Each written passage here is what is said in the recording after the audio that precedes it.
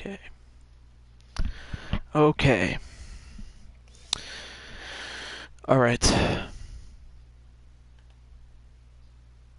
And of course I have someone messaging me. Just gonna get my pop-out chat and we shall get ready to go. Oh, I have my water. Awesome. Alright. Whoa, everybody showed up all of a sudden. Wow. Okay. Alright, so we have Pinto, KJ, John, and Brandon. You guys are the first five. I understand a couple of others are going to be joining in momentarily. So, and speaking of which, there's Rex from Blazed Radio. The company that he owns is LTD.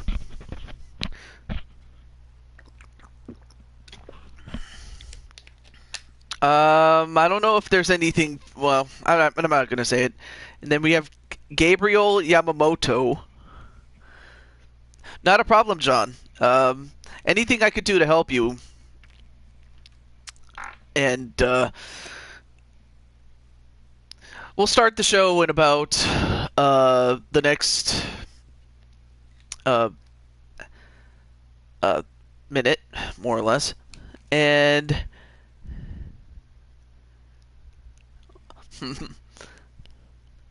ooh, Speranza. Oh, no, and of course, Speranza is using Blade Charge's account to speak to me.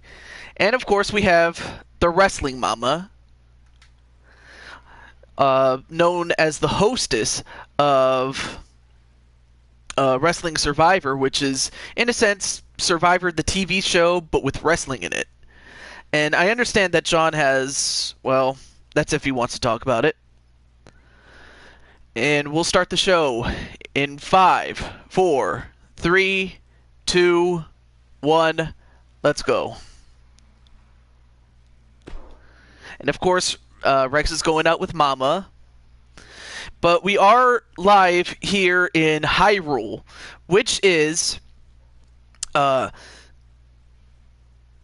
setting for the Legend of Zelda games. And if you are familiar with the Legend of Zelda, you're going to see them in the double main event, along with a couple of other characters. Sting for the win. Oh yeah, for the first match, yes. And Evie's here, and she's hanging upside down. Well, I'm not sure who your favorite video game characters are, like from the Nintendo series or from Zelda or any other series, really. So feel free to say what you want, but who your favorites are. But here we are, live in the Hyrule Arena.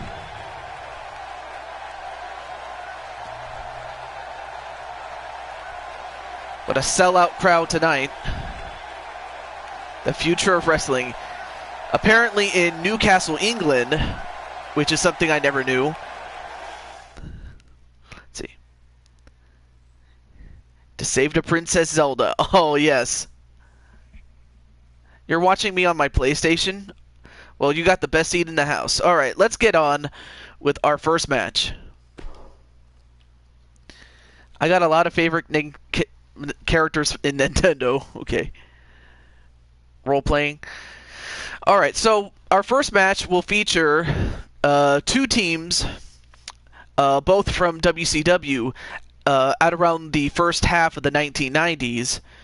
First of all, you have Vader's team, which is him, Arn Anderson, and stunning Steve Austin from the Dangerous Alliance. And then, of course, you have Stone Cold had hair at one time. Exactly. It's from Nintendo. Wow. And you're an odd duck, sir. Excuse me. But welcome to the show, Minerva. And anyway, the opposing team is Sting, Ricky Steamboat and the Macho Man. Got a little bit of gas there. But yeah, Chris, I saw what happened to your team, and I mean, you lost the last 4 matches, but you know what? Sometimes you got to learn from losing before you can win again, or before you can win even. And Maverick is going to go for the Stingers team, and the 2 captains are going to fight each other. But yeah, that's true. Yep, Eevee's right. Yep.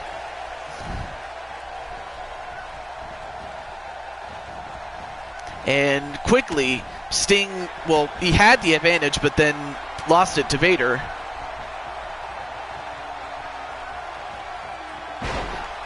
Nice front slam onto Sting.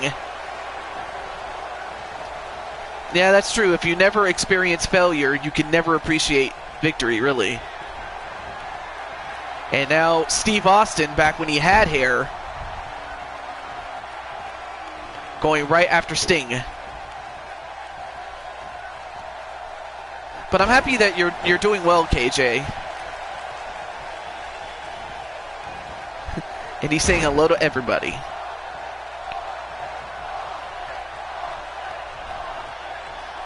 But howdy, Maverick.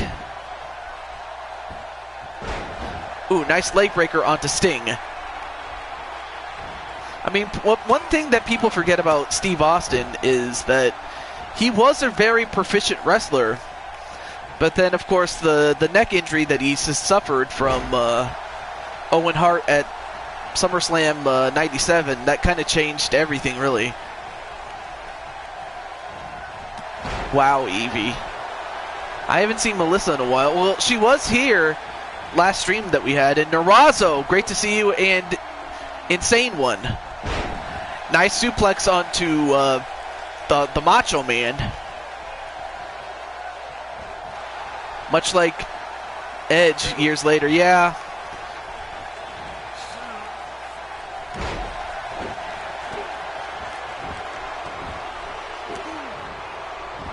Yeah, perhaps, Esperanza.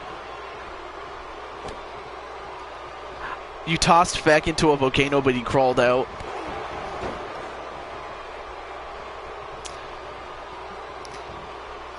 Well, of course.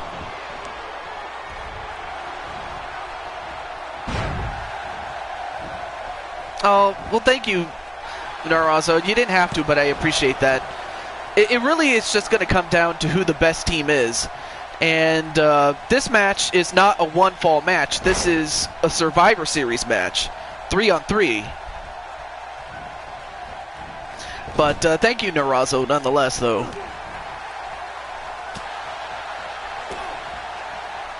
That would be Pikachu. But he can't have that.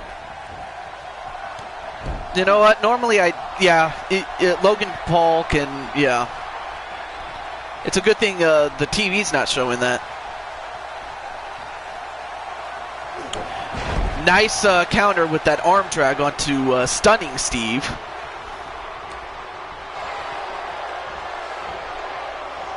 And then, wait a minute. A Tombstone pile driver, which Sting was using long before The Undertaker was around. 1, 2. You know what, Blade? I have to agree with you on that one.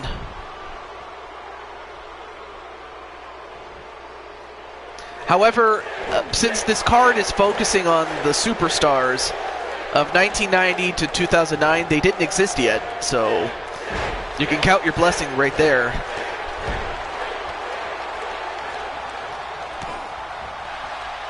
And Broken JT Price, great to see you. And oh, that's pile driver onto Sting.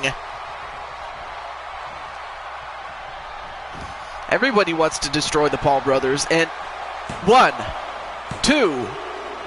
Whoa! A pile driver that knocked out Sting. Well, the match continues, but it's 3-on-2. Wow. You'll make the volcano sick.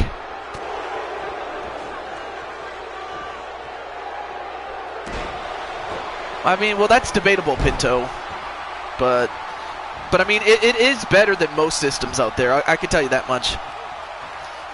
Is bad guy on show today, Chico? Oh, you mean Razor Ramon? Just to be clear. But I can't believe stunning Steve Austin took out Sting. And he could take out Ricky the Dragon Steamboat. 1, 2, no. But he tags in Arn Anderson. Well, I could put a match with Razor or Scott Hall if you want to see that. Bullcrap. Bring back Sting. Much to the dismay of Maverick. And the two former rivals, by the 90s they were friends, but yeah.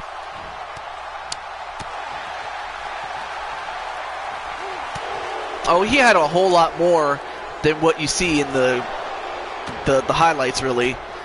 But now the Macho Man going right up against the Enforcer. Again, this is not a one-fall match, though. I'm being too generous, too, I guess. And I'm happy that you're doing wonderful, Mr. JT Price. And Whisperfire, Javier Wind.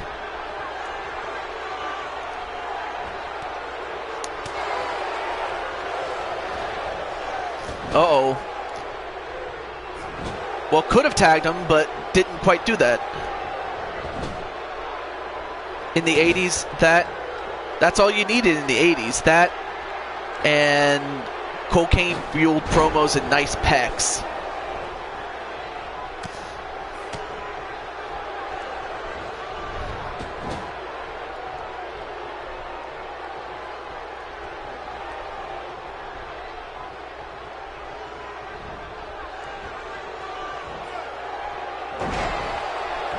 Yeah, they did. And uh-oh. Vader will squash them like a moon with a moonsault. Well, that could happen right here. But Vader's going to wait for him to get up, though. Well, no need to go in all caps, but yeah, I saw the return to the Shield. Now, of course, you could still get counted out here, though. Yep, the Shield is back. That's right, it's not like the others.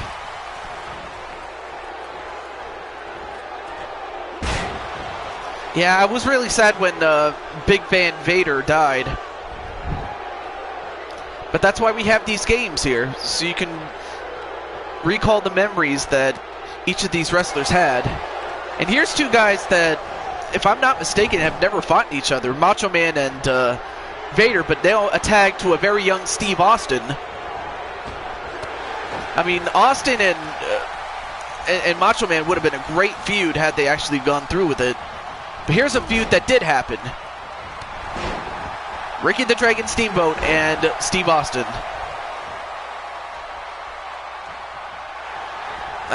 Probably. Wait a minute, a Dragon Sleeper. And, wow, he just put Austin to sleep. Austin is gone, so now we're back to 2-on-2. I'll tell you one thing, Narazo, your favorites are doing pretty well in there. I mean, Vader's still in there, and the Dragon took out Steve Austin, though. Oh, I think you meant to say last year, yeah. And 1. Ooh, that was a very nice crossbody, but broken up by Vader.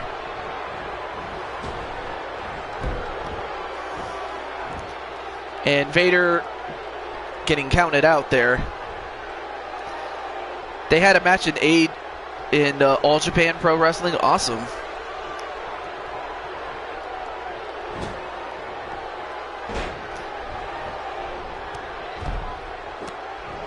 He threw, yeah, he had drop kicks and a reverse DDT, which he called the Scorpion Death Drop, yeah.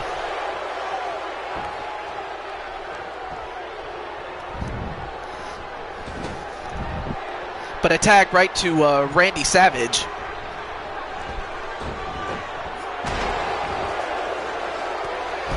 Vintage Steamboat.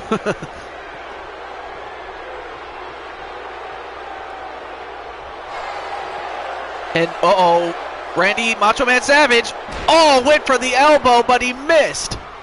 That would have put him away if it had happened. I don't know if Roddy Piper did fight Heath Slater, but it could have been him. Abdul True, nice to meet you. And a DDT onto Savage. And if he gets this, not Randy, excuse me, Ricky the Dragon would be in a bit of trouble here.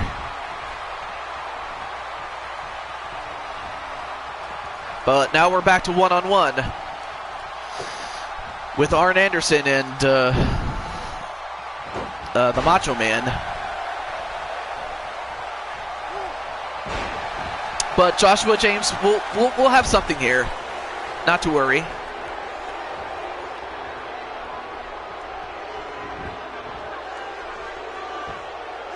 On a leg drop onto Arn. Or a leg breaker, excuse me.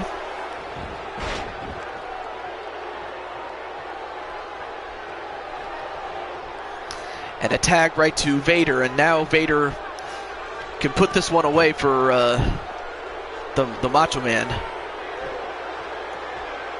Or put away the Macho Man, excuse me. Let me drink some water. Whoa, what strength on the part of the Macho Man to suplex Vader. And there it is, there's the matchup that Narazo wanted. Vader and Steamboat. Welcome back, Chris. Oh, and welcome back, Joshua, sorry. Oh, and a slam. A wheelbarrow slam.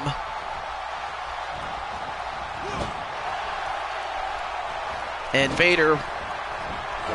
Uh-oh, Vader. He's going for the Vader Salt. Aw, thank you, Speranza. Oh, but he's not done with them yet. A gut-wrench suplex onto the Dragon. Oh, now this could be the coup de grace right here. He could go for the Vader bomb, but nope. Nice counter onto Vader.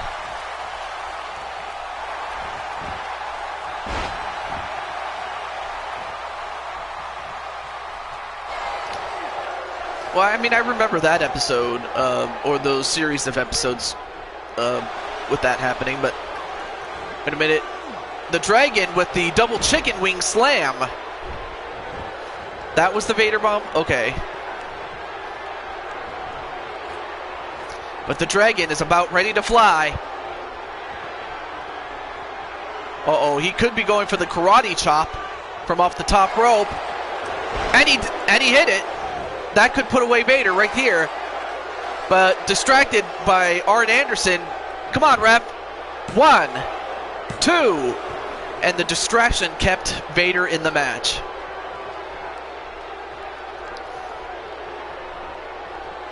But the Dragon now tags back in Macho Man.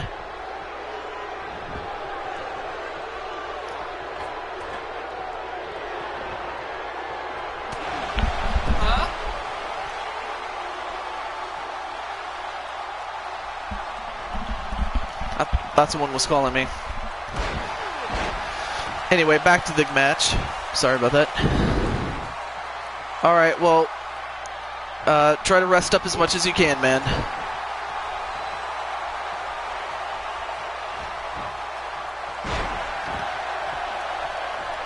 Right now, Vader trying to fight off the Macho Man. Whoa, nice... I forgot a camel or Cobra Clutch back suplex. That's what it was called.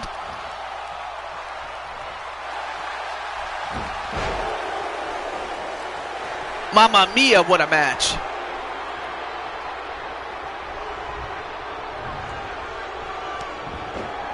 And Macho Man doing a good job on Vader, not letting him up. That's one of the things you have to do when you're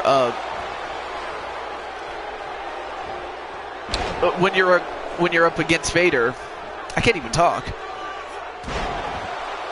That's what you got to do with Vader because, uh-oh, Macho Man could be going for it again. Dave Meltzer voice. But Macho Man, that diving double axe handle, and he hits it.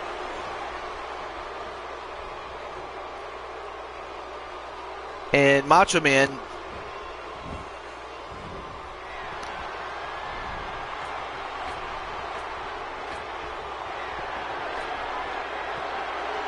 once again waiting for Vader to get up there. And an elbow drop from off the top rope, and Vader needs a tag right now because he's been in there for a little too long.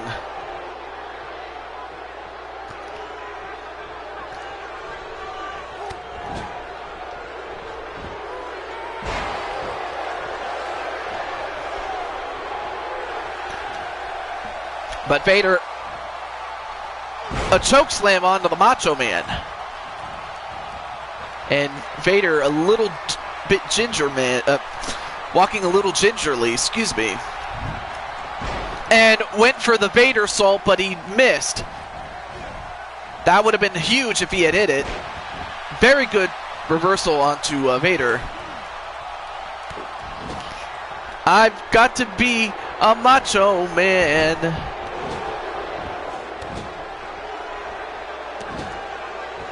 Well, thank you very much, Evie.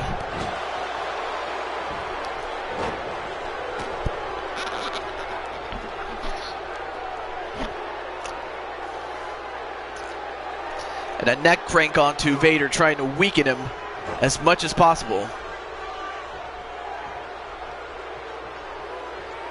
And Macho Man, finally he makes the tag to the Dragon, Ricky Steamboat.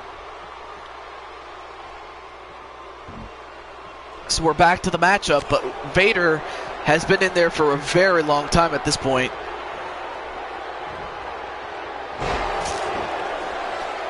Oh, shut up, Rex.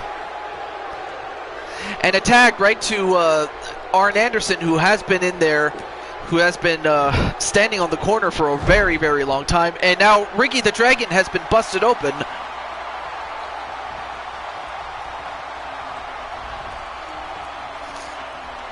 And now Arn Anderson can put away the Dragon, especially with that brain buster. Wait a minute, a pin on the ropes. Come on, ref. Nope, Macho Man broke that up. Okay, you don't need to go all caps, Insane One. Ricky is bleeding. Yeah, that is very ironic, Norazzo.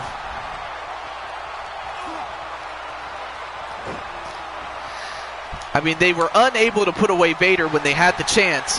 And the double A spine buster, and that could do it. 1, 2. No, kick out by the Dragon.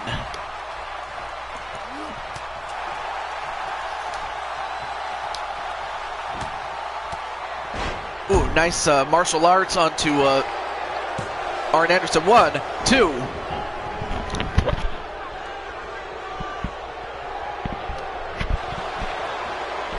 And now once again going for a Dragon Sleeper onto Arn Anderson. And he puts him to sleep. Oh, now Vader is the one in trouble now because he was in there for a while getting beat on. And now he's at the mercy of the Dragon and Macho Man.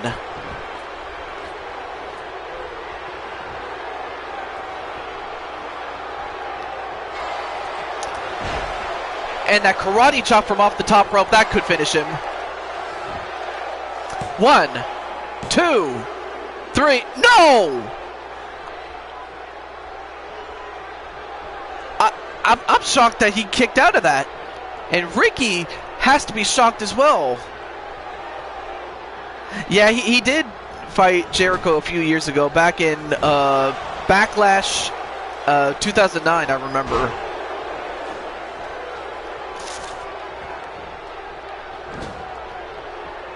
All right, we'll stop, Mama, just for you, because you're cool like that. But now a tag right back to the Macho Man, and this could put him away. 1, 2, but Vader refusing to stay down. I mean, give Vader all the credit in the world, because he's withstood. Uh-oh. I don't know if he can withstand this. Oh, the elbow, but he missed again. And now Vader has a chance to put away the Macho Man. And he's going to go for the Vader Bomb. 1, 2. Well, takes out, well, broke up the pin, but he also took out the ref by accident, though.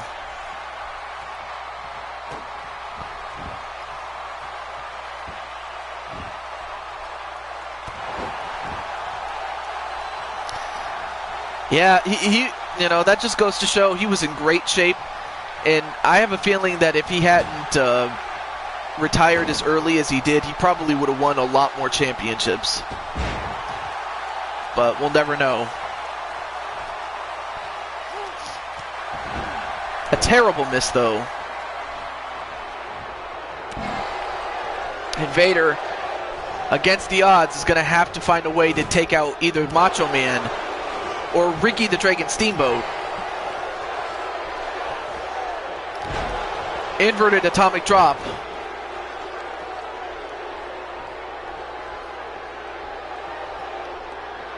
And a tag right back to the Dragon. And Macho Man was busted open. I didn't see what happened there.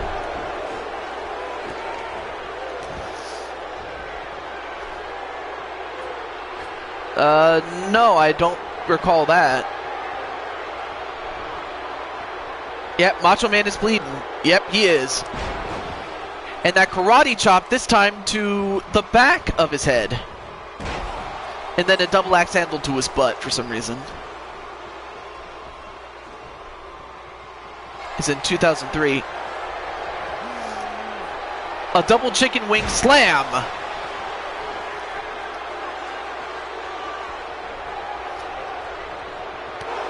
Well, no, it was, I didn't fire you. I mean, yeah, I could have kept you, but there were other people more prevalent in the chat, though. Anarchy.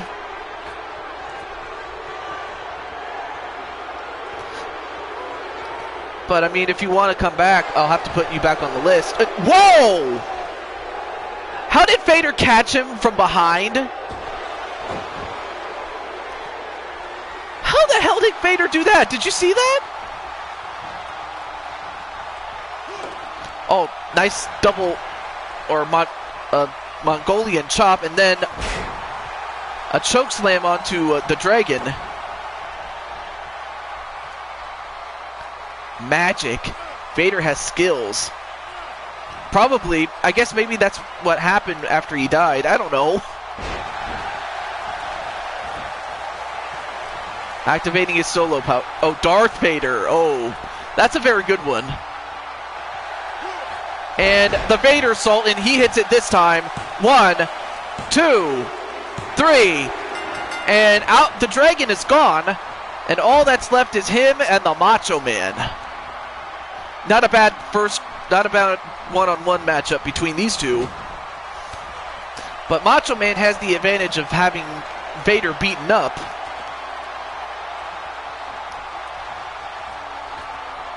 But Macho Man is bleeding, though. That's the only difference. Nice, wow, nice super backside slam. But what an effort by I can't even talk. I'm so excited. But what an effort by Ricky the Dragon Steamboat. And Vader, you have to give Vader a lot of credit for lasting as long as he has. 1, 2, 3. But unfortunately, Vader ran out of gas. And it happened, and it came at the benefit of Randy Macho Man Savage. So the Macho Man is the sole survivor of the team, but his team wins still. So Sting, who was eliminated early in the match by stunning Steve Austin, And then it was Ricky the Dragon, as you see right there, putting Stunning Steve to sleep with that one. He would also do the same to Arn Anderson.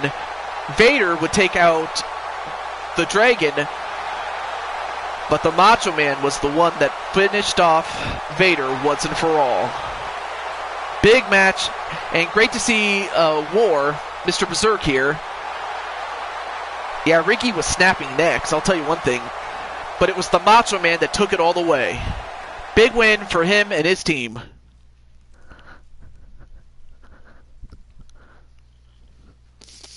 Well, Joshua, you were talking about the hardcore title.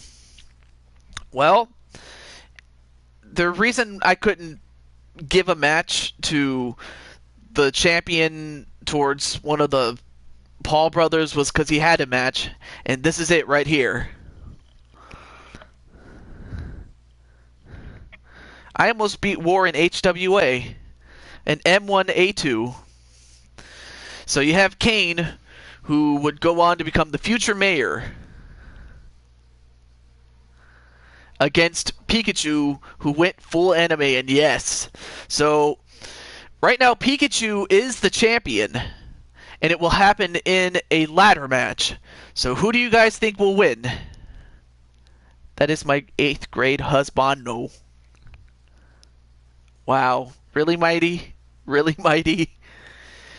And then, of course, Chris is going to say Pikachu for the win.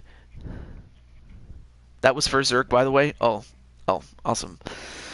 So far, only one person has voted, and that was for Pikachu.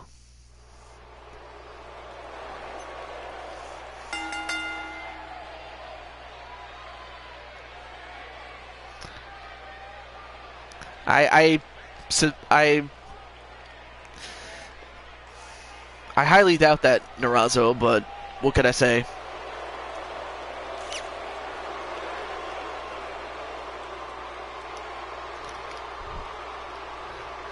And here comes Kane. Summoning the flames of hell. Your ex-boyfriend. No, Eevee. Although I think Kane might want to do that. But there you see Kane. That's gotta be Kane. That's gotta be Kane.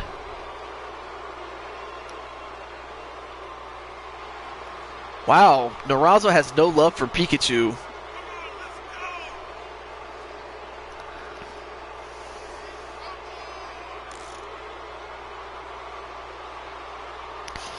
But there you see Kane. Now Kane, of course, was European champion. He was the longest reigning European champion from my old series coming into my new one. And of course he would love to have championship gold around his waist again. Yes, Kane is a mayor. But then you have this guy right here.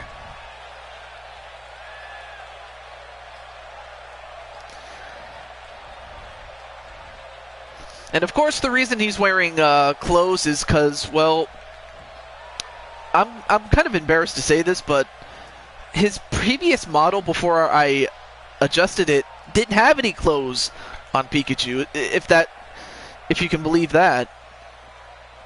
And then of course he was shaking his thing, but yeah, Pikachu, when I first got him off of Community Creations, he didn't even have any clothes on. So of course I gave him clothes, and of course he was a little too big, so I figured, you know, he's a little rodent, so he has to be a little bit small. I know it's very rare to hear me say that, but that's what happened there. No, you guys still have it. Yeah, so no Poke Junk. Well, yeah, well that was because his creator, whoever did that, made him. But and of course, I have a good friend by the name of let me put his name in there. very cool guy on YouTube. Pika Plays HD. He is a good friend of mine, and he's a big fan of Team Skull, which was the inspiration for his ring gear, and the reason why he's wearing the bandana. So yeah, if you want to, you can check out Pika Plays for his Pokemon Let's Plays, if you're interested in that sort of thing. Oh, God. What have I done? Well, right now, Pikachu is taking it right to Kane, but Kane, with his strength, puts the hurt and the kibosh on Pikachu.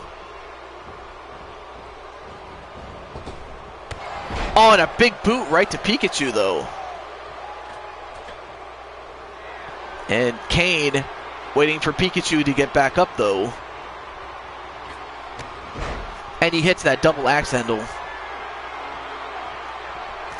But of course the object is to get the ladder and bring it in the ring and use it.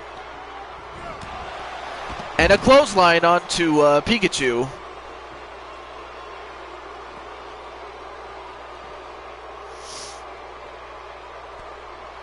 Oh, and a stop right to the gut of Pikachu on the outside of the ring. And whoever made the ring, they did a great job with the grass and the walls.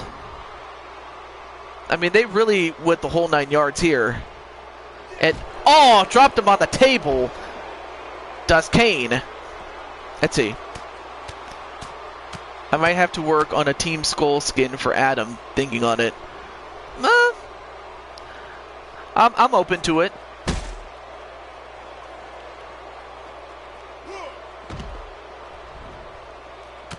Or at the least I can give you a bandana, something like that. But we'll see. And a side slam onto Pikachu, and I'll tell you one thing, this is not the first time that these two have ever fought in each other. I mean, these two had a feud back in my old series in which Kane did win. If he was naked when you found him, TJ, you may have saved Pikachu from going down the road to perdition. And by that I mean poke a man. Oh, God. Given the ideology and role of Team Skull, he'd fit right in. But right now, it's Kane who has his hands on the belt. Try a Lord of the Red look on a character. I guess, maybe. But Pikachu is just going to stand there. Does he not want any more of Kane? He's just standing there. Come on, Pikachu. Wow. So he just lets Kane get the win. Wow. I mean, I'm pretty sure Shulky would have said something along the lines of high noon. But the winner and new hardcore champion,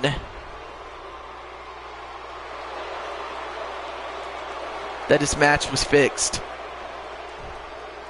But the winner and new hardcore champion is Kane, and of course, if you guys know about your, World Wrestling Federation, you would know about the 24/7 rule. I don't think there's any one man that's crazy enough or stupid enough to go against Kane, though. It could, but I don't know for sure. But of course, I understand that Steve Austin, and don't ask why Stunning Steve and then just plain Steve Austin comes in. Don't ask me. I was just trying to put on the show.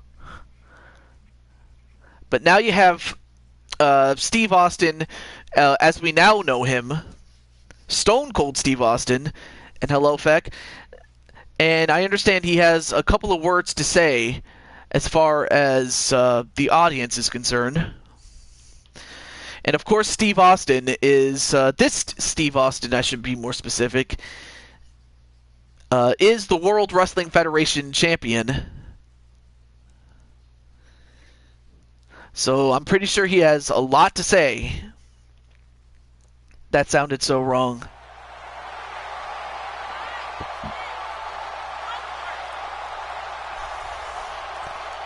But let's see what Austin has to say about this.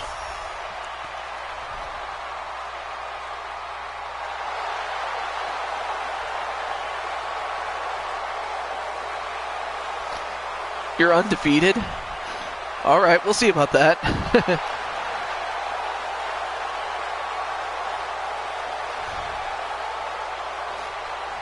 Pikachu Weinstein. Give him hell yeah. Give him a hell yeah. Alright, let's see what he has to say.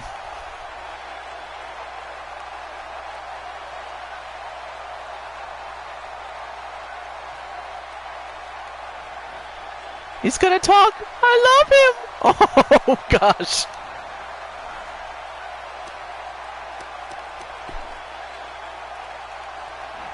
From the moment I stepped between these ropes, I knew what it took to be in the business. Yeah, exactly. We know he's the best. Every night you have to keep proving that you're the best. And great to see you, Melissa.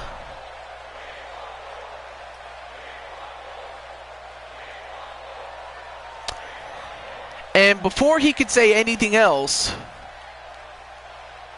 we saw this man earlier. Vader.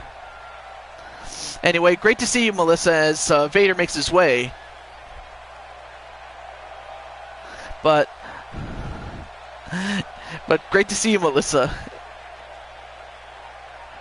He hits everyone with a stunner. Darth Vader time. So let's see what Vader has to say. Just shut up. I'm tired of listening to you, sheep out here beating your hooves together for a bunch of simpletons. Tonight you're going to listen to what I have to say, and if you don't like it, I don't really care. Look who it is, the man, the myth, the motor mouth. Clearly you have some reason for being out here. So why don't you do us all a favor and say what you have to say and get the hell out of here. Wow. Oh, a 5 Bitcoin fine? Really? Didn't realize sheep had lips. And just so you know, Melissa, he is only kidding. Alright, you've been asking this from the start, so let's not waste another second. Face me like a man, once and for all. I'll put a hurting on you so bad you'll never get in the ring again. Oh, is that it? Okay. Hold on a second, let me check my schedule. Let's see what the plan for the day is. Go to the gym, check. Head to the arena, check. Ah, here it is. Beat the heck out of a loud-mouth jabroni who doesn't know when to stop talking. That's what I'm going to do here, and you're right on time. Wow.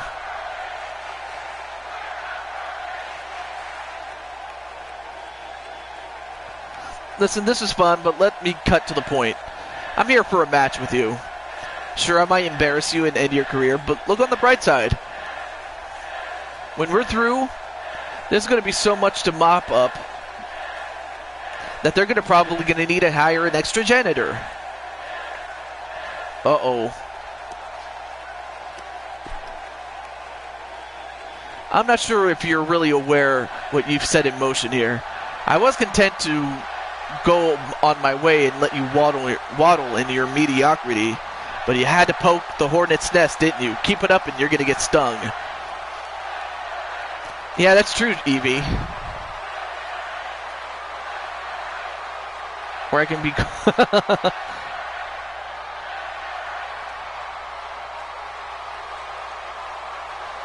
Sounds like you're looking for a fight, but I'm not convinced. If I were in your boots, I wouldn't want to face me either. The problem is, you already know you can't beat me, so why bother trying?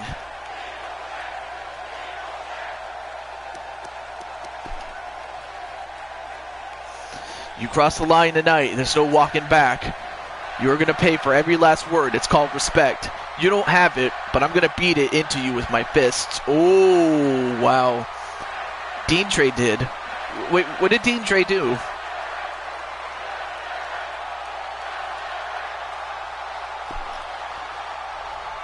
Just as I suspected, I was completely right about you. You're nothing more than a big head attached to a bigger mouth. That's fine, because one day, we're going to see the size of your fists. When that day comes, I'll be here, waiting. And it looks like Feck wants to join, or excuse me, Garen to join him and West in their little group. I'll tell you one thing. Austin just, wow. Wait a minute. Stunner! Stunner! Stunner! And a stunner right to Vader by Steve Austin. And my God, not only did he stun him, he roasted him on the mic. Wow, strong words from Anarchy. But my goodness, Steve Austin just roasted him and then stunned him. That's probably one of the reasons why he's the best at what he did.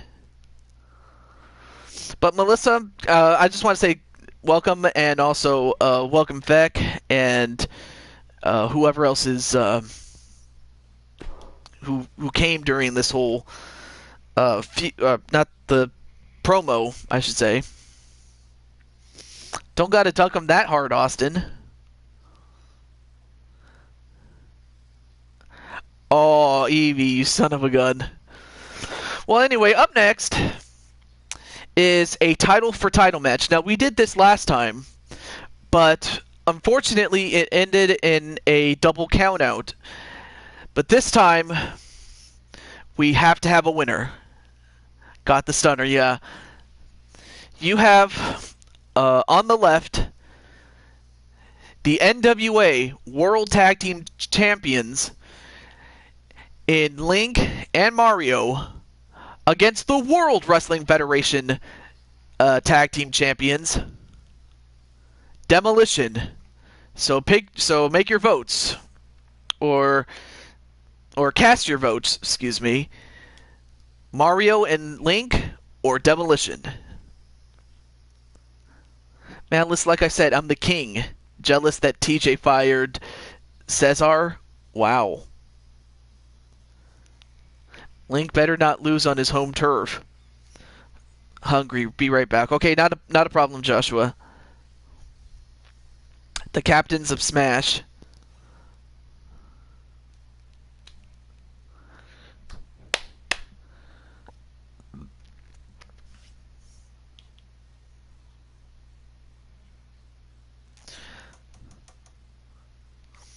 King of getting midget tossed. Oh my God.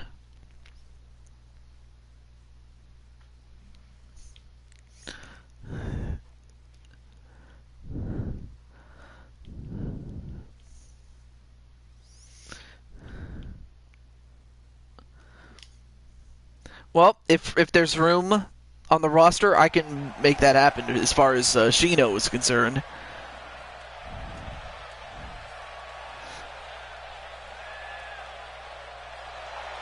Well, that can't happen if Malice isn't here. I can't make that happen though.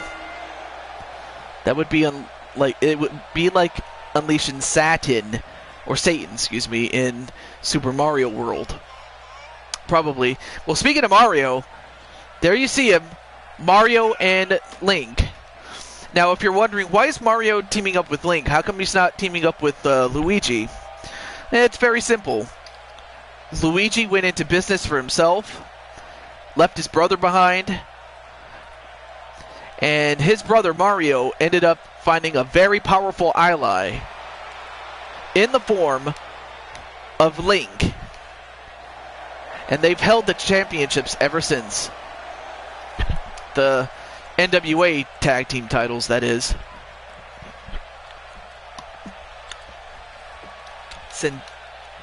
I can't even talk. Swasha. What is this? Great to see you. But why is she? I don't know why she's here, but step up or shut up. Oh gosh. Well, up next are the World Wrestling Federation World Tag Team Champions.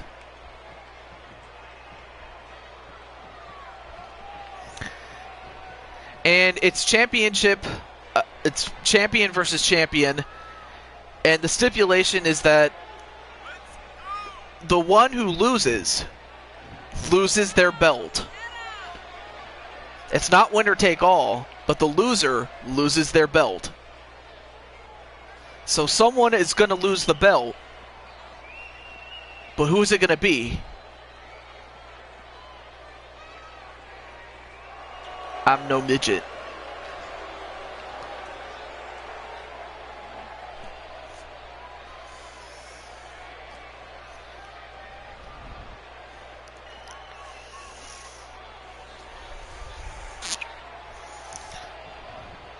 TJ, you want your belt back yet?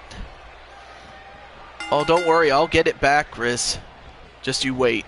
Anyway, on to this match now. My enforcer. Kind of like Arnett. Oh, God. That's a vision I don't want to know. Anyway, the match is no rules. And the only way the match ends is by pinfall or submission in the ring. And it is under sudden death. The first to do it wins for the team.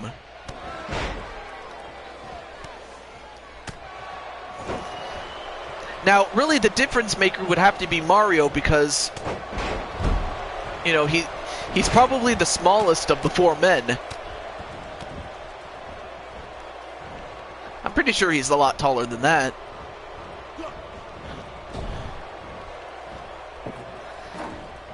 Oh my God, Mario has got some wood.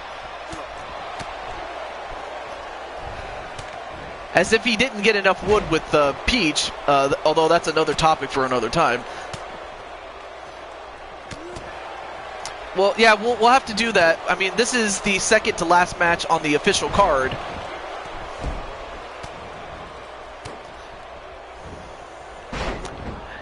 Nice back neck breaker.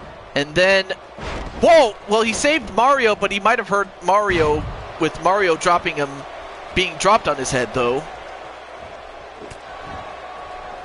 Since when is Feck not a midget?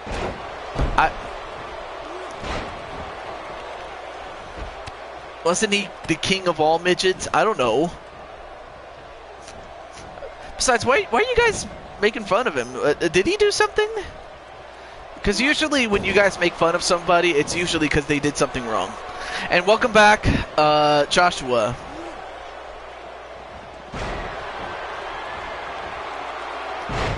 I think that's a very, very good question. If he can. Oh, nice neck breaker onto Smash. An even better jawbreaker onto Axe. And now, wait a minute, Cobra Clutch. And Smash has put away many men with that move, the Cobra Clutch. But instead, Link escapes. One, no.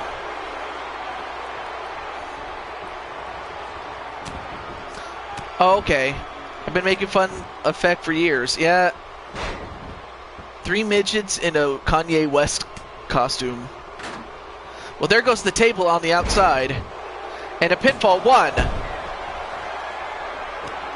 I mean, if that's what it is, then all right. A nice sleeper slam onto Smash. And now Mario gonna get another weapon. Oh, now, in addition to the wood, we also have a ladder.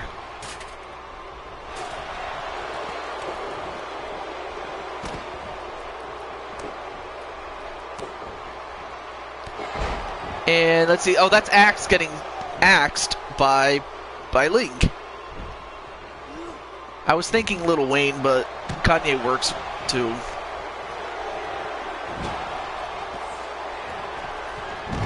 Oh, power slam onto Mario on the outside, but you got to win in the ring. And wait, what's Link doing? Link. Oh my God! A suplex from off the top rope onto the outside, onto Axe, and Axe has got to be broken in half.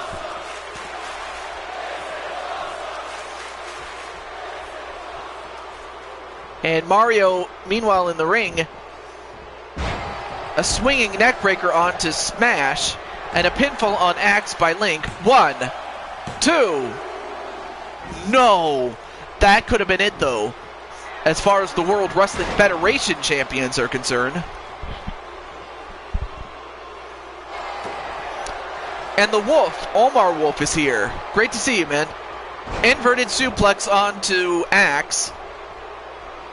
And a pinfall by Link. 1, 2, 3. And Mario and Link have kept and retained the NWA Tag Team Championships of the world.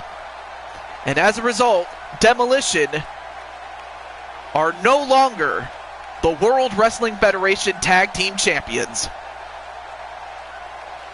JJ, have a Snickers. Nice to see you, Omar. Nice to see you come in and see Mario and Link win, especially in front of Link's home crowd.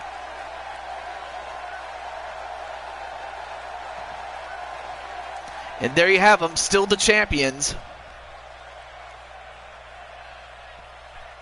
But for the World Wrestling Federation Tag Team Championships, they have now been vacated.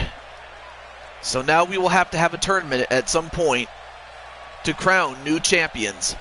But that will have to wait for another time.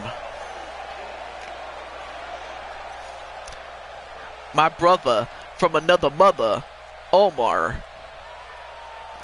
But up next is the main event. The second of two main events, I should say.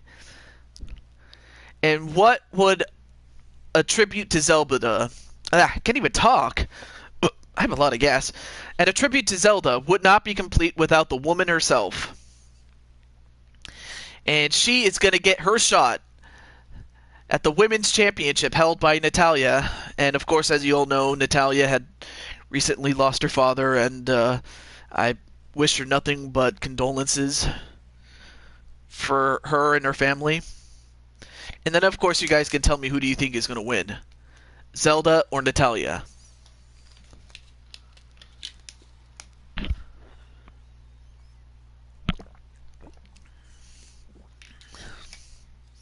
Yeah, what's with the rage, Joshua?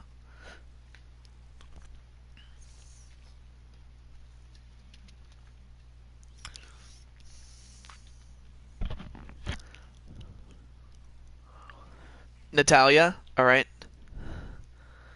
So we'll see if Zelda, the main girl, gets to be the queen. Brandon is saying Zelda.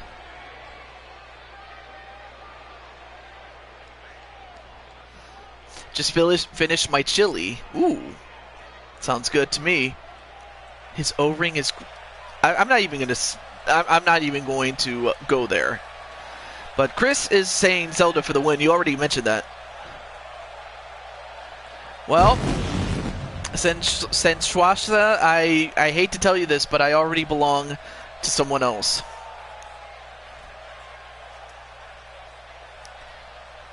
But there you see her. The woman of the hour. The woman with the power.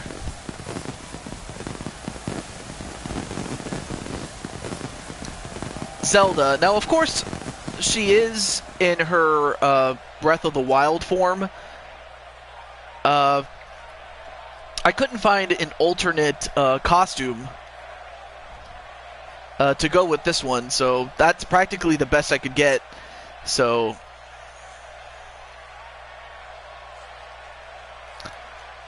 Oh, she's not a jealous woman. Okay. The woman who's too sweet to be sour. Yeah. I was trying to go for, power as in the power of the Triforce, things like that. But here's a woman that does have power. The Women's Championship held by Natalya. And like I said, she has been going through a rough stretch, but she is a very strong woman, and I expect her to be there at the first ever women's pay-per-view super show that they're going to be doing in WWE, which I think is awesome, by the way. It's awesome to have the talented women in the WWE have their own show. Especially given the fact that the Greatest Royal Rumble didn't even have any women in the show.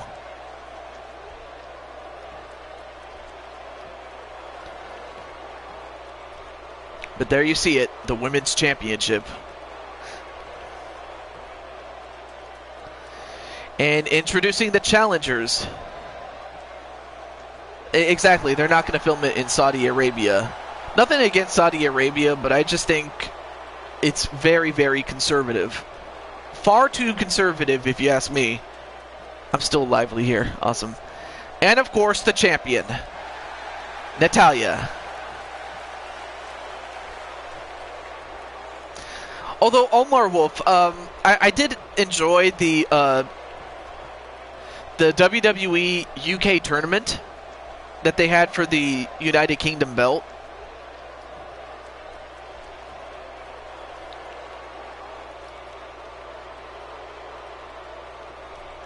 Oh, okay, that's tough talk. That's real tough talk. But we'll find out which one of these two ladies will walk out the women's champion. And a quick start by Natalya. Match underway, and a kick right to the leg and one right to the arm. And if you're Natalya, if you can try to find a way to put this one away, do it. Because the longer that Zelda is in the fight, that's how much more dangerous she becomes. Because if you don't put away Zelda, then your chances are very slim, so to speak.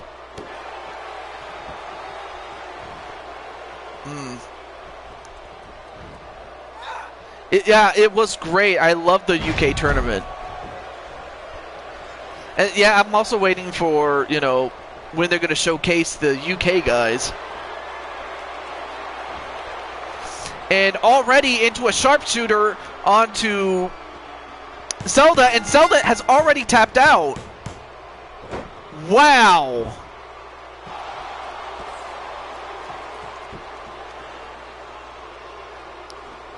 I mean, Natty took care of business, and she made Zelda tap out to the sharpshooter already.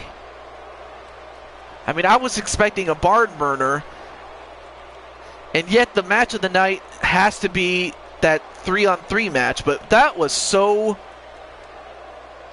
quick. But the winner, and still the women's champion, Natalya, but my goodness. I mean, of course, Natalya had to put away Zelda as soon as possible, because, I mean, we've seen in the past that Zelda, in long matches, gets better as the match goes on. We want Ganon. That's one of the people that I considered at one point. Although that's not out of the question, though. But congratulations to Natalya.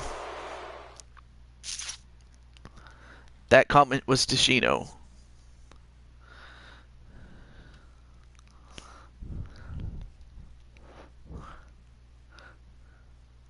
Wow.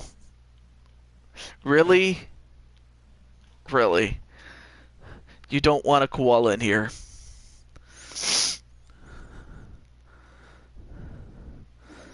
Alright, so...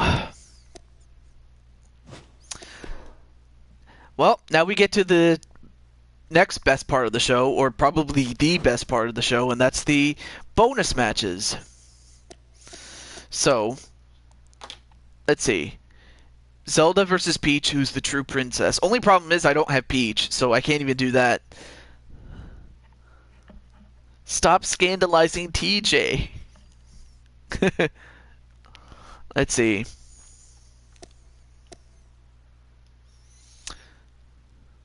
Oh no, I like Daisy. It's just I don't have those characters. Let's see. All right, what do we got? We have Chris wants a fight with me. Okay.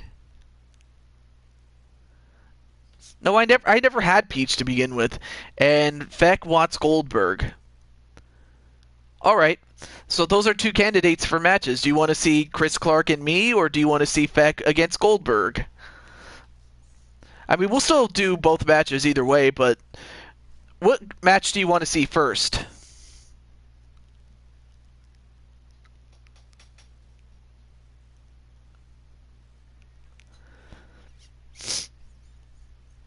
Not that they have to be in any particular order, though.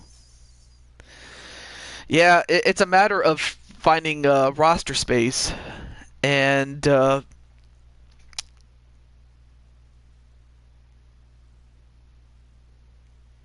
see. Okay, Toad versus Chris Clark. Okay, Fat Goldberg. So we have a vote for each one. JH suggests that I merge the two matchups, which I could do.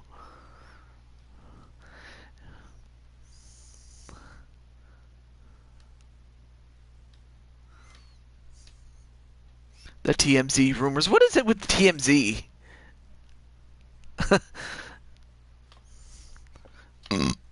Excuse me.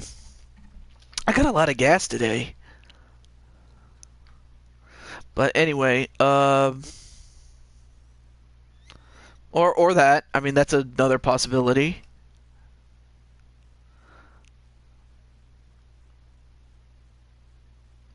I know I have a lot of gas. What can I say? Okay.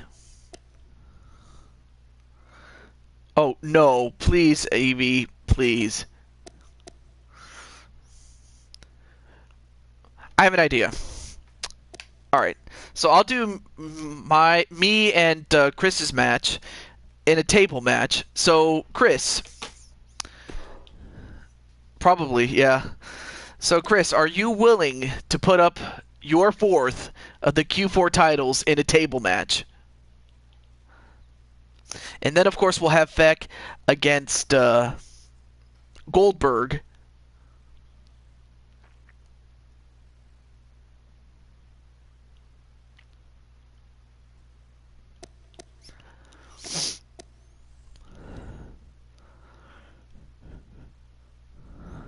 And welcome back, JT Price. You're just in time. Oh, you are? Okay. All right, there we go. So let's pick a good venue and we'll get started here. You'll put up your... You don't even work here, Gabriel.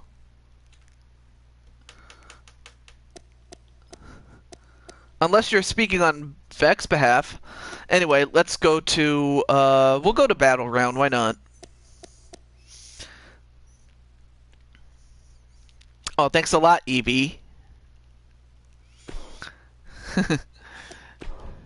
I kid. I appreciate that, Evie.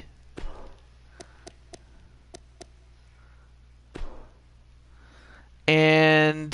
Oh, yeah, that's right. I need to pick... yours truly.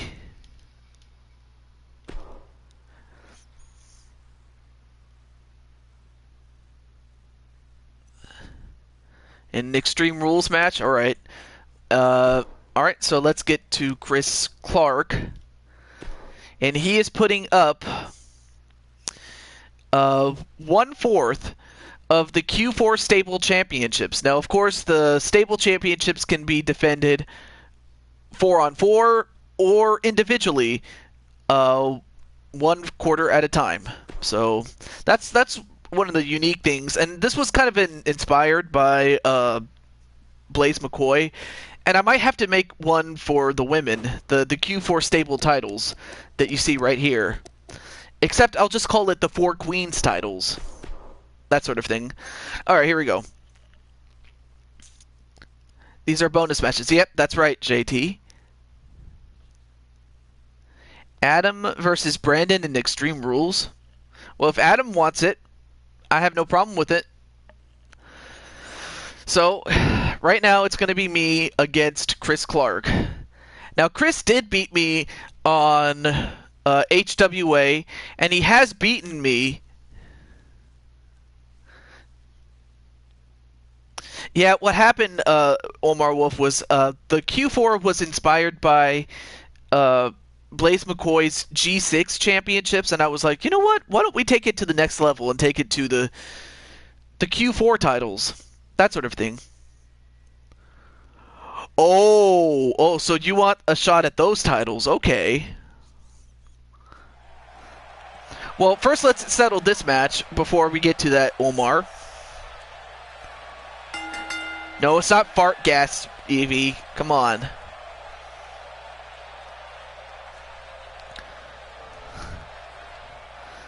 And then there's JoJo in her pink dress.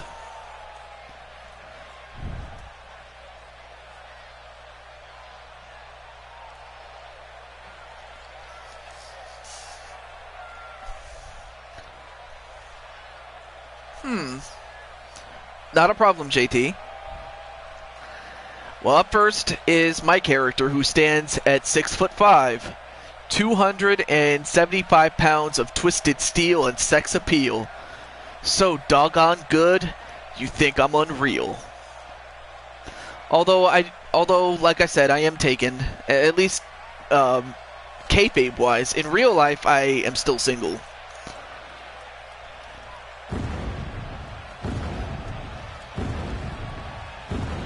Yeah, I'm ready to get a table. A table at Red Lobster.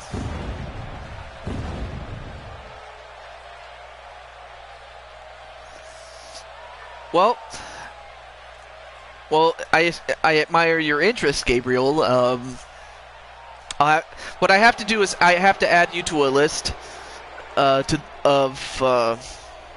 have a wait list, and there's a number of people that want to get in there. So, and of course, the key is to come regularly and support the show. And then as people drop out of the roster, or they leave, or they get suspended and I fire them, or I make room, or whatever the case may be, you'll move up the list. And if you're at the top of the list, then I'll make you. Or if you have a character already pre-made, you can also send me information on that. So that's really how it works. Cokehead Cat? What the hell?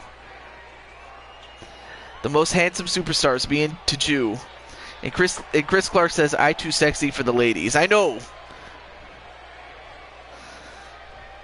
You have your CKO shirt, in which a giant C covers the R. And there you see him doing the Orton pose. Oh, good grief. And of course, Evie, you can have a match too, since I have your character. Although I noticed that Susie has been kind of inactive, so that could be something there. Speaking for the ladies, we don't want any of that.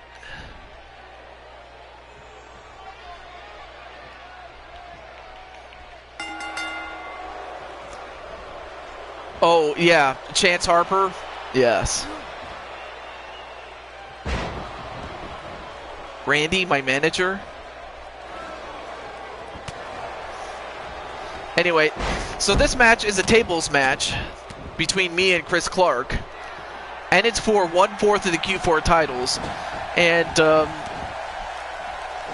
I did say to Omar Wolf that he can get involved, as can Broken JT Price. But what happens will go a long way depending on who wins, me or Chris Clark. Now, Chris Clark currently is 1/4 of the champions. So it's very possible that if Chris manages to hold on and keep the championship, he might have to face Omar, his own partner, for those titles. Or if I win, It might just be him and me against one another and my partners. But bedtime. Sorry, folks. Aw. Well, this was one of your matches, Joshua. But hope everything's well, and take care. Make a video tomorrow. Awesome. It's more so that he's very tiny. Like, he's very, like, it's kind of funny, like, in EVW or Tyler Black's promotion, Chris Clark is a super heavyweight, but in this promotion, he's very, very small. Well, maybe small in stature, but not small in the fact that he actually has been on a roll, has Chris Clark. I thought he'd be taller.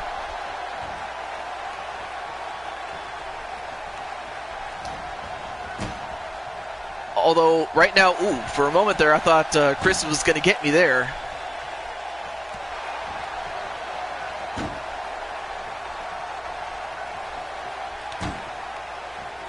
CC got shrunk in the wash. I mean, but of course, believe it or not, this is the original Chris Clark that I made. Like, all the other companies that have them are either have them the same size, or on Sports Lounge Studios, he's a bit taller. And, oh my goodness! He puts me through a table again! That's 3 for 3 that Chris Clark has put me through a table.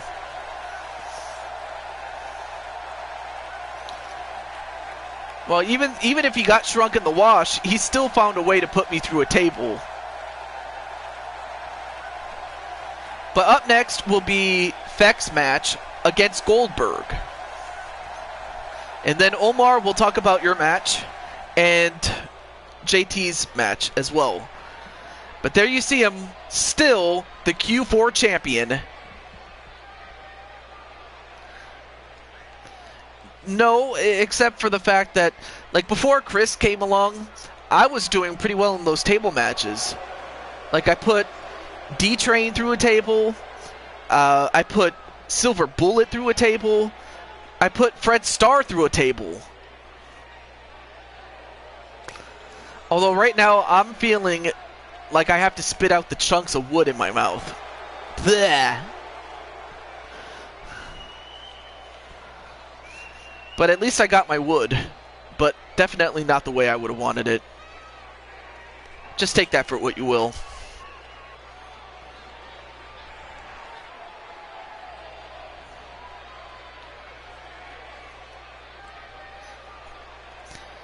Alright, let's go to Feck's match now.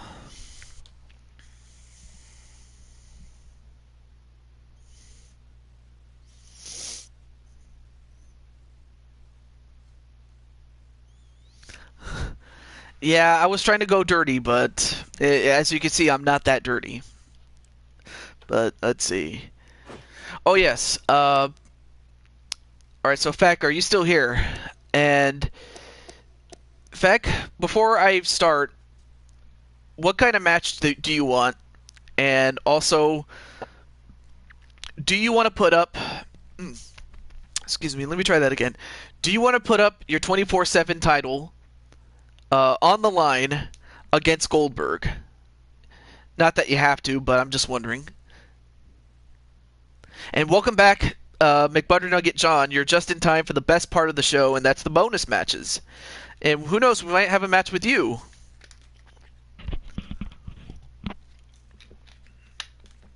Wait a minute. How come you're speaking on behalf of Feck? Gabriel?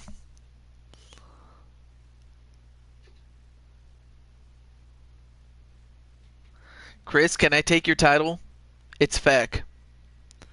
You mean this is your alter ego? Oh, well, if you already have a character, but... Well, like I said, if you have a character already, I can't make a duplicate. Unless it's for a storyline purpose, but okay. You want an Iron Man match. Alright, so we'll put an Iron Man match. And you also wanted to put the title on the line. Okay. Alright, so in this case, let me get Goldberg. And Chris is saying that Broken JT wants to take on Chris Clark for his title.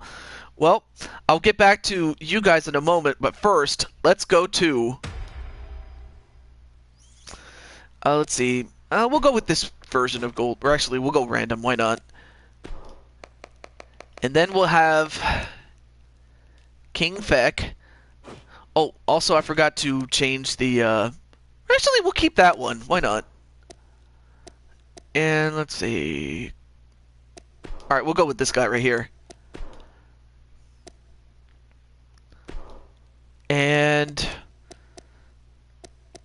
there's no ring out, falls count anywhere. And we'll put it on for 15 minutes. Just so it's not too long.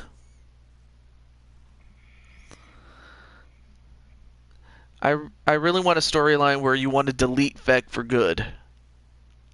Well, what does that mean for Lucius West?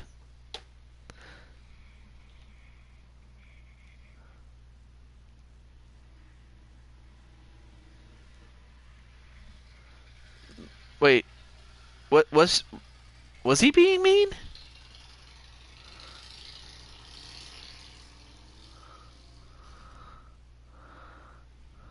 Yeah, exactly. What?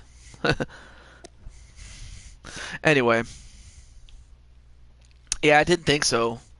Because I don't recall him ever saying anything. Alright, so King Feck.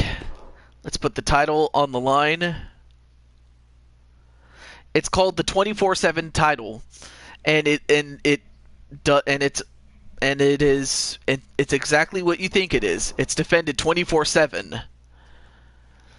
But of course, Feck is part of the faction known as the Asylum in this one. Oh, TJ. Oh, he meant me instead of... She meant TJ instead of JT. Just put the two initials. So it wasn't really you, JT. It was me. But no. What is it, Minerva? Guess I'll just sit here in the dark like a dog. Well, what did you say? Let's see what you said. Maybe CC is too light to break the tables. Oh. Tables are not your match, TJ. I didn't think so. I flipped the initials by accident.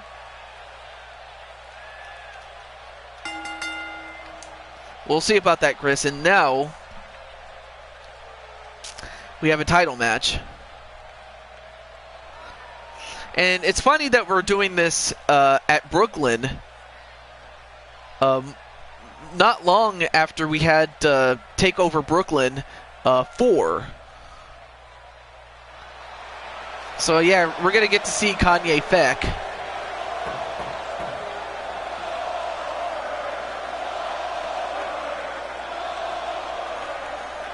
And there you see Goldberg being accompanied by police officers here. I was seriously kidding, as strange as it sounds when I say it. Oh, because Feck is so short. Ooh. But there you see Goldberg.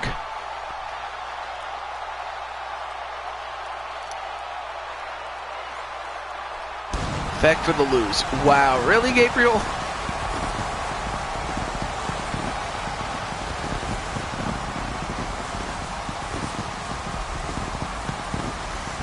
Well, I could see why. And if he didn't look like a midget before, he might look like a midget compared to Goldberg. Go look at his WU profile. Oh. And for those of you wondering, WU is the game known as Wrestler Unstoppable on Facebook.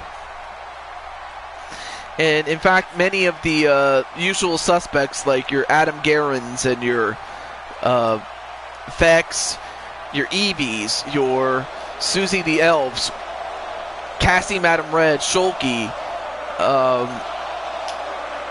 John the Revelator, Cowboy John,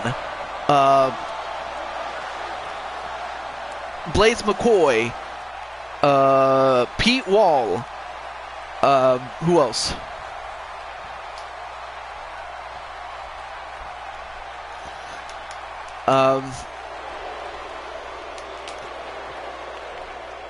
I think Goddess of Fancy one time. Mrs. U-Taker and her husband U-Taker.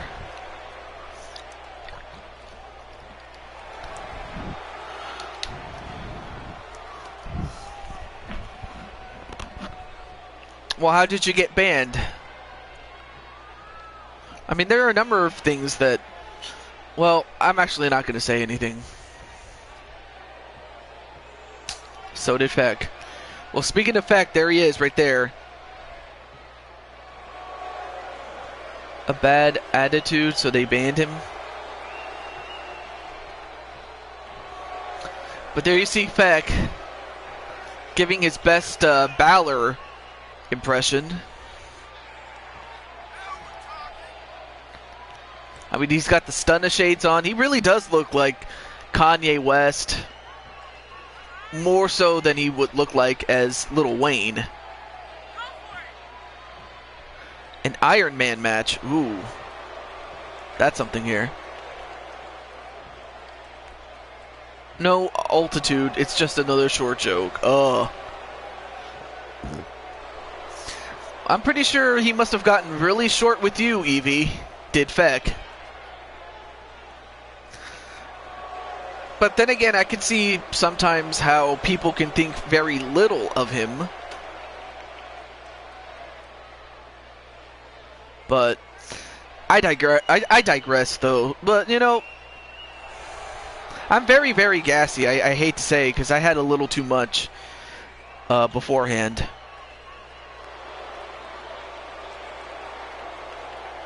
And it's not like we have fizzy drinks. But Jay-Z.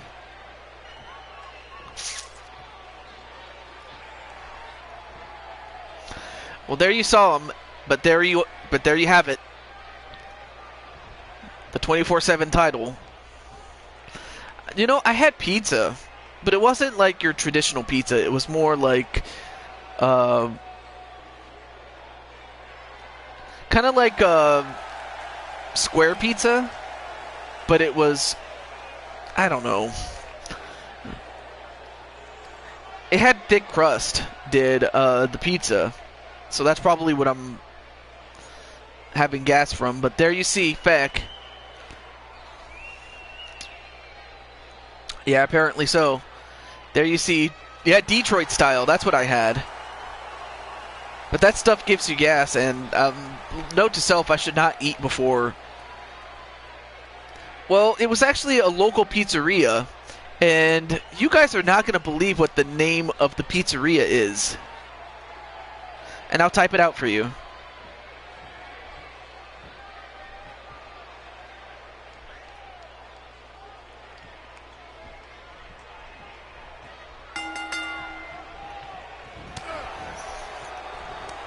Nope, Giovanni's Pizzeria.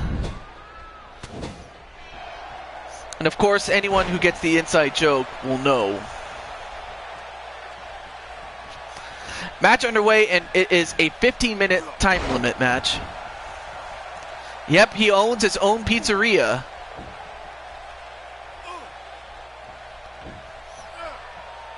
He owns his own pizzeria. I can't believe that.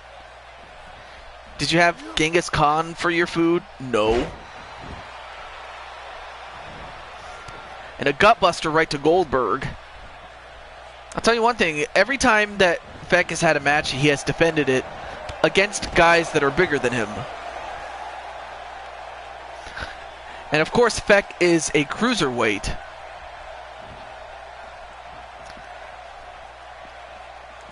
This is kind of short timing. Well, yeah, because I don't want to make these matches too long. I had Pizza Hut. Oh, rammed headfirst into those steps.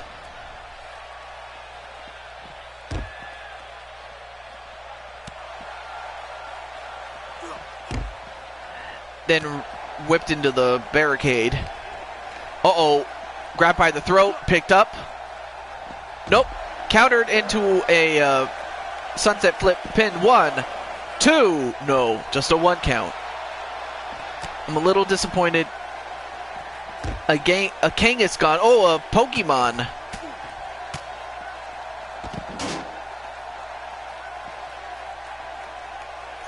I believe that's a Pokemon, if I'm not mistaken. If I'm wrong, then I didn't get it. There are some things I don't get, honestly, but oh, and a kick right to the side of the face onto Feck.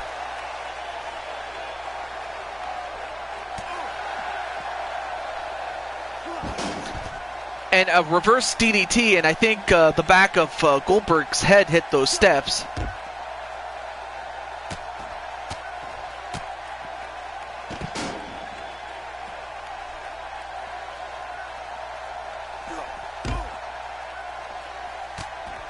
I don't know.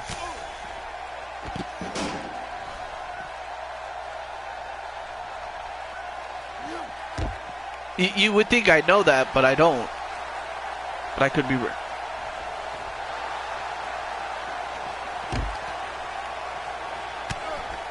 Yeah, I was happy that you made it to the roster on HWA.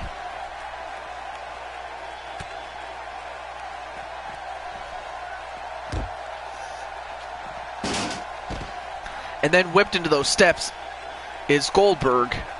And so far, Feck has been beating up Goldberg really, really hard. I'm surprised because, you know, I would have expected Goldberg to dominate this match, but he hasn't. A package pile driver onto Goldberg.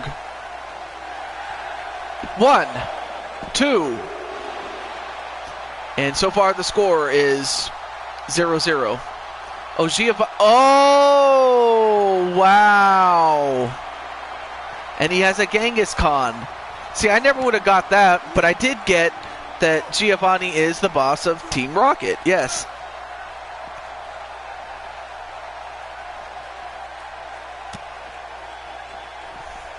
See, like I said, I got the part that Giovanni is the boss of Team Rocket. It's just I never knew he had a Genghis Khan. That's the thing.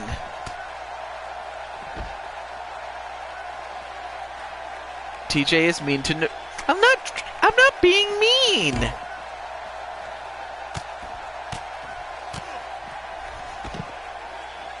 Anyway, a pinfall. 1, 2, no. Iron Sheik, Bubba. No, I am not a bully. Oh, that's a huge slam onto Feck.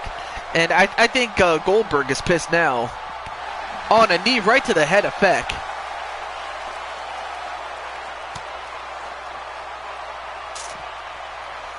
A back suplex slam. But then Goldberg gets whipped into those steps.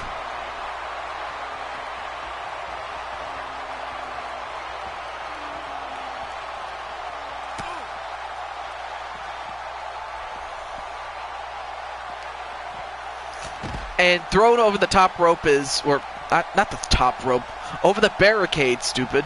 And I'm calling myself stupid, by the way.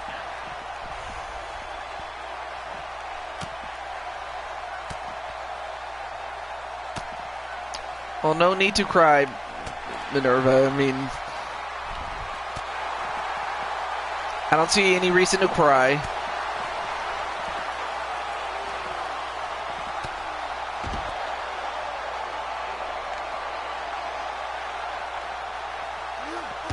TJ was mean to Minerva, and that makes me emo.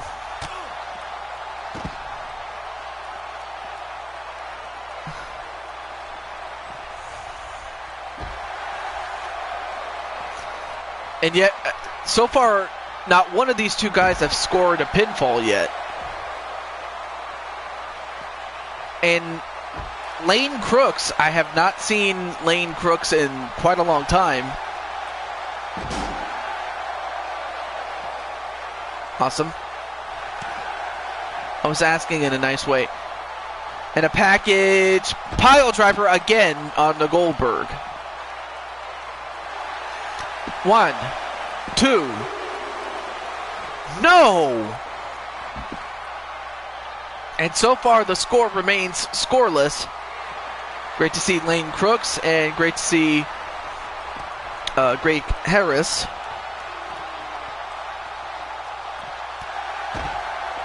And then a running knee onto Feck. Oh, went for a kick but missed.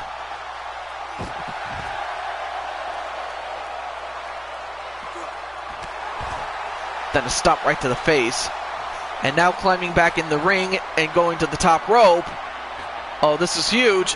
Oh, and a body splash from off the top rope onto the outside. 1, 2. No.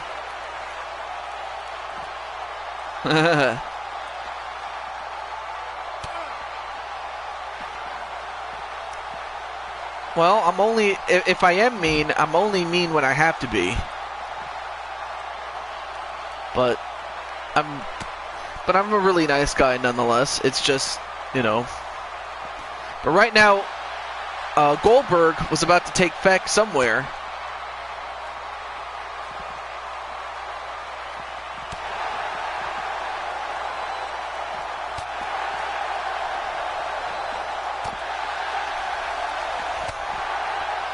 Since when was I ever threatening you?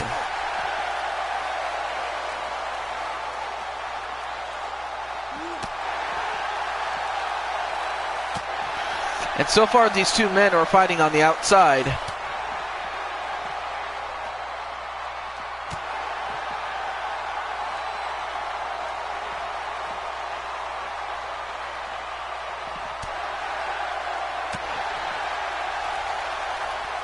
I mean, they're trading punches and ramming each other into the barricades.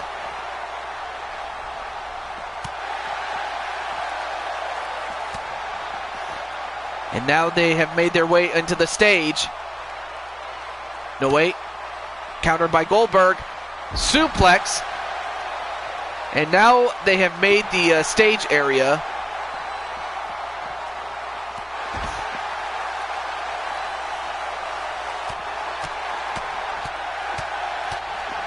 And now Goldberg has just pounded the hell out of Feck. And Feck has been busted open. And again, the score is 0-0. Oh, but Goldberg's not done with him yet. This could be the beginning of the end of Feck here. And he's going for the jackhammer. And a pinfall. Ref. 1, 2. And of course that hesitation by the ref might have helped Feck.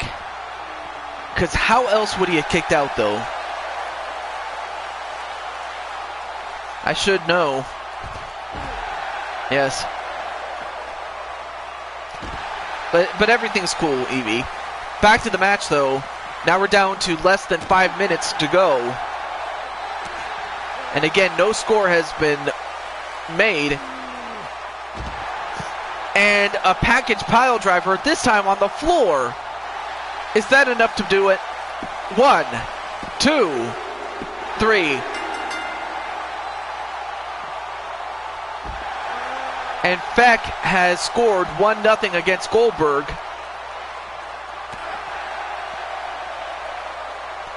Oh, he's going to do it again. No, wait a minute. Countered by Goldberg.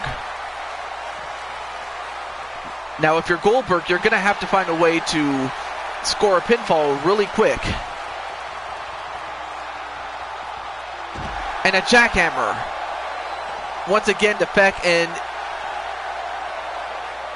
1, 2. How is Feck kicking out of this?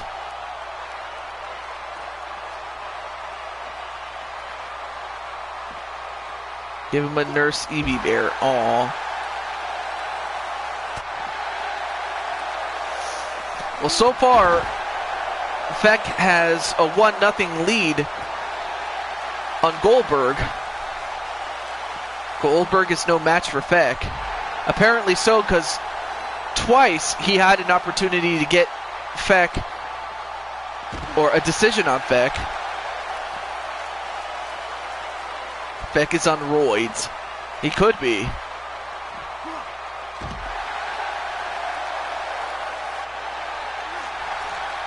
And now trying to weaken Feck. I mean, Feck is bleeding.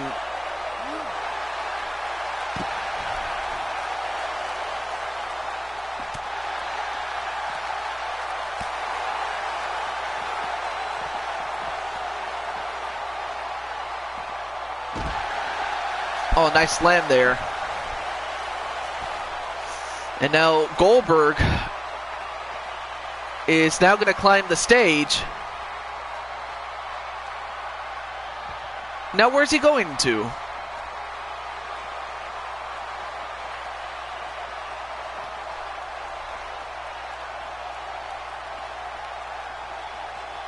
Doesn't really know how to wrestle. Apparently so. I mean, he's back in the ring.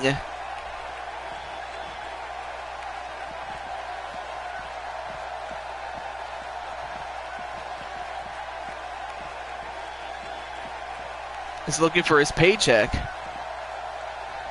It's like Goldberg doesn't want to fight no more. And Feck is like, no, you ain't going. You ain't getting away from me right there. My mom got mad at me for no reason. She was just in a bad mood and stuff, and now she wants me to sleep in 10 minutes because I go to school. It's. Well, I'm very sad about that, but well, I mean, I know school sucks, but you have to do it. You have to do it, and well, hope everything's going well. 1, 2, 3, and a pinfall on Feck. So now the score is tied 1-1. And welcome to the show, Rick. Great to see Rick. So now the score is 1-0, and there's less coming in close on to the 30-second mark.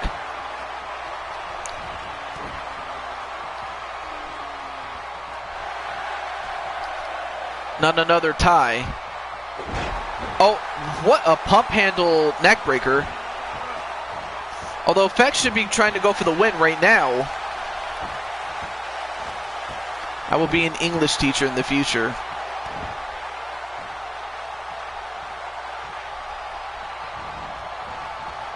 Three, two, one. And it's a draw. The title does stay with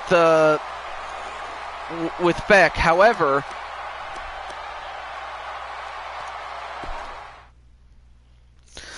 there will have to be a match at another time.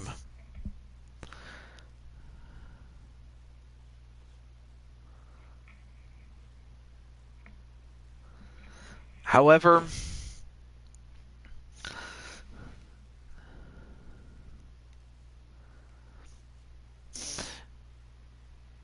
nope, she's from Mexico. But she's cool like that. Let's see. Anyway, is Omar still here?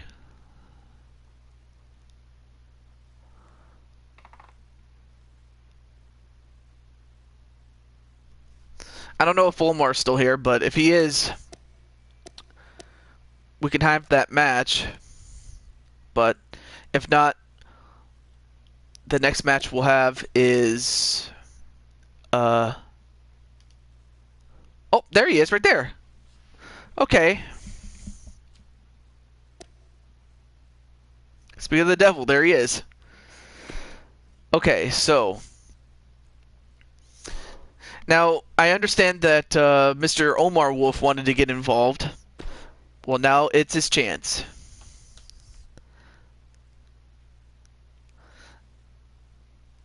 So, well, first let's get the champions. Alright, not a problem though. Well, see you all. Have a great night.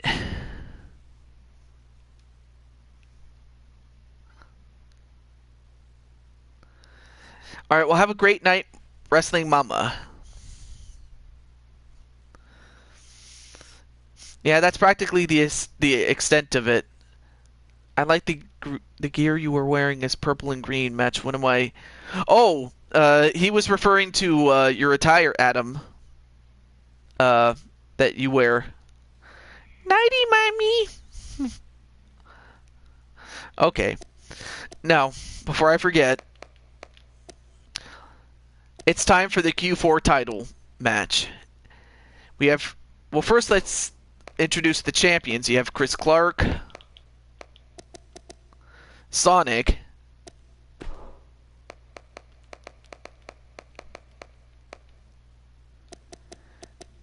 MBN John, formerly McButternugget 1, and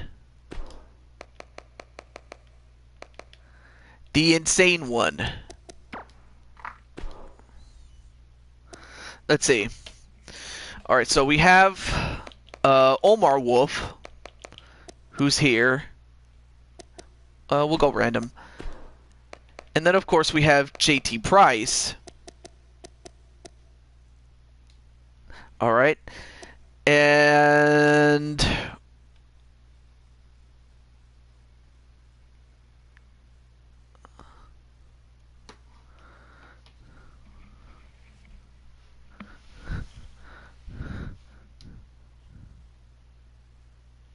oof.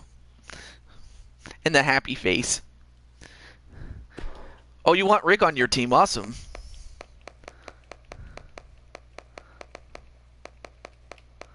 Well, the good news is, Rick, you don't have to fight me, though.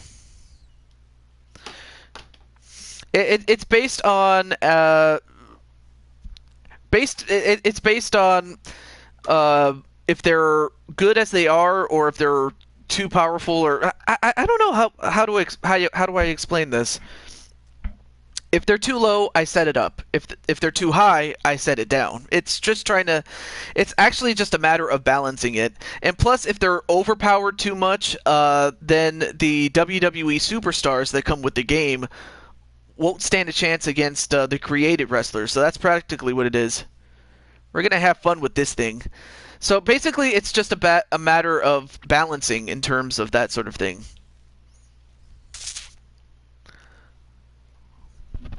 Wait.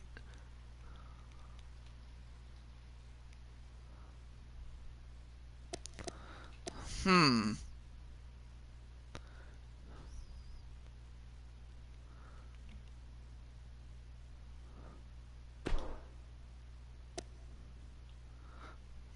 All right. So, Adam Guerin.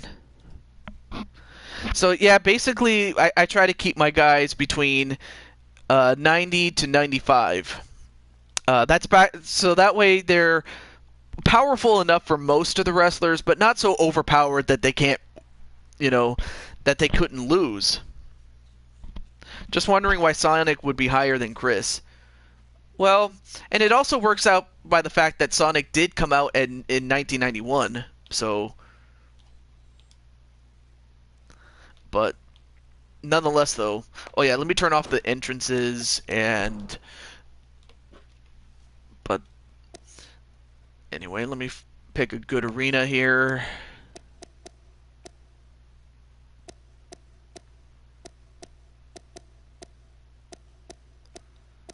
You know what? Let's try the Raw arena from 1993.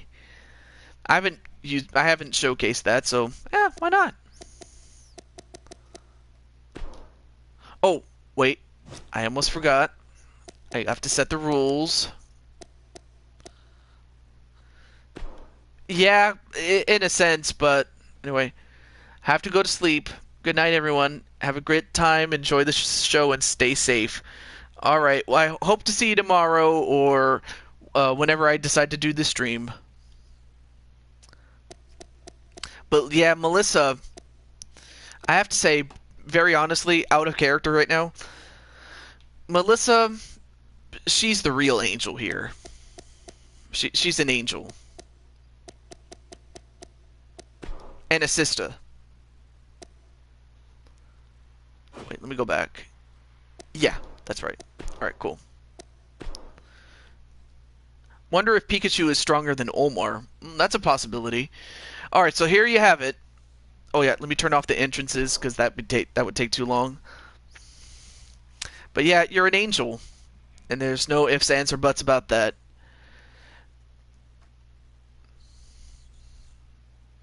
And of course, Melissa loves you guys.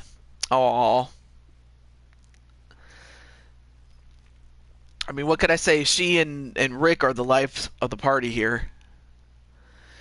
But on the left, you have the champions: Chris Clark, Sonic, John, and the Insane One, against, from left to right, Omar Wolf, JT Price, Retro Rick, and the last Spartan, Adam Guerin. Even though Adam is wearing his Fruity Pebble lime green outfit, I know one of the faux pas, or what is it? Not faux pas, but rather one of the pet peeves of Adam Guerin is that he sees a lot of guys wearing black. Let's see. Yeah, that's another thing that Universe Mode does too. And we start off with the 2 tag team champions of the world. I can't believe I'm fighting my tag team partner. But that's the unique thing about these Q4 titles, is that you can team up with anybody, and it's possible you could fight your own tag team partner. And that's what these 2 guys are going to do. I mean, win or lose, they're still going to be the world tag team title holders. But a tag right to JT Price. And of course, JT's going to do what he has to do to win. Come on, Omar, don't let your buddy beat you up. But instead, it's Buddy, Chris Clark, getting beat up by JT. And a hard whip into the corner. Now, of course, the match is contested under Survivor Series rules. So it's not a one-fall match. And there are countouts. And now they're going to fight onto the aisleway.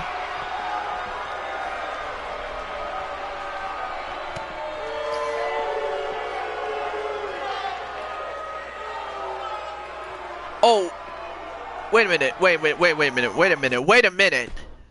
minute. I just made a big mistake. You know what I just did? I forgot to turn on the count out. I made a mistake on the rules. I'm sorry, folks. We'll fix it and straighten this whole thing out, and we'll try again. But I just had a brain fart right there. So you're right. I did have too much gas. Shit.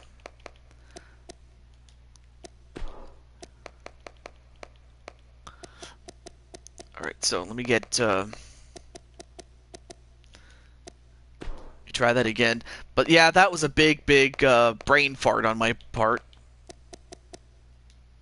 Ugh.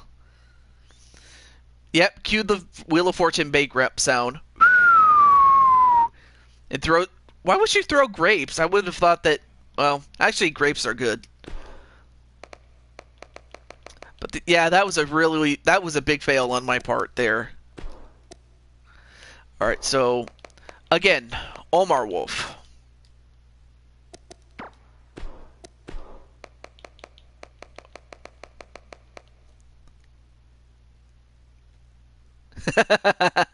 Gassy pants.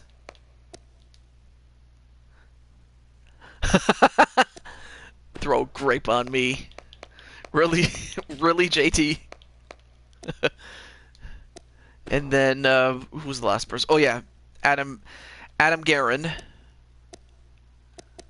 Go random again. All right, let me make sure the rules are good, because I made that mistake.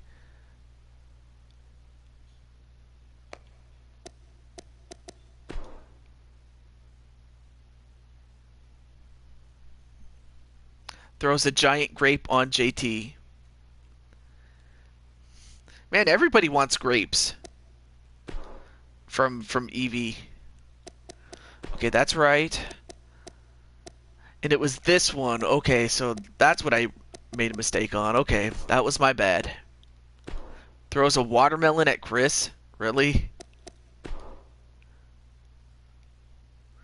Yeah, that was a big, big fail on my part. Alright, now let's get this... Now we got this out of... We got this taken care of, but... Again, let's take two now. Well, it's a good thing that I'm not the Q4 champion, because if I was, I would have taken Chris Clark's place in that match. But yes, trying to get my motivation back. I got a project for my channel I want to finish recording, and I need to play the next trio show.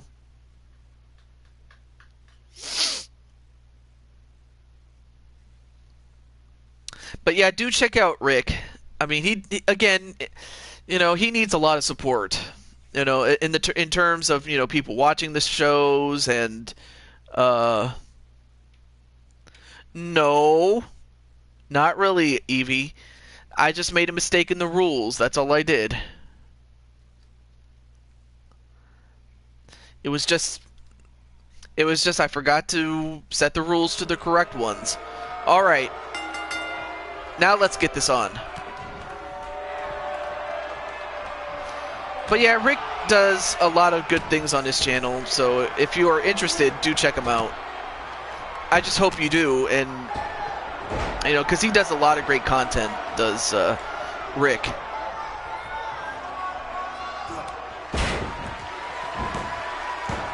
And already Chris, much like Randy Orton, is feeling a CKO coming on. Nice jumping reverse neck breaker. Nope.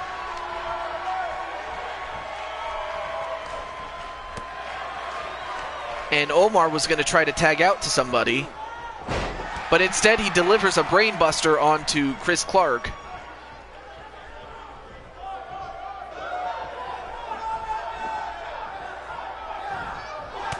And of course, Omar Wolf, very, very proficient when it comes to fisticuffs.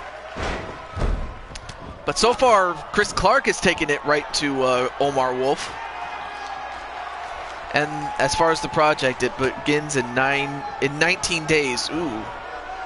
Wonder what that is. If you want to know what it is, do check out Rick and find out what that is, if you like.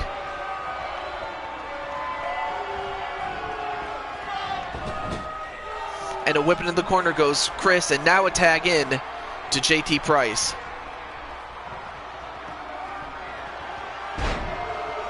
Power slam suplex combination. And of course JT celebrating, but...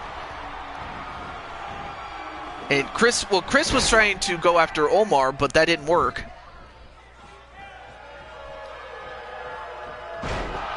Then rams Chris's head into the canvas, now tags in Rick.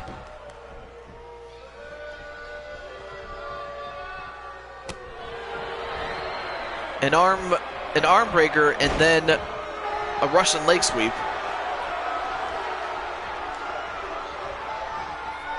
Yep, not even I know what it is. So that's another thing. And a tag right to John. McButternugget 1, John.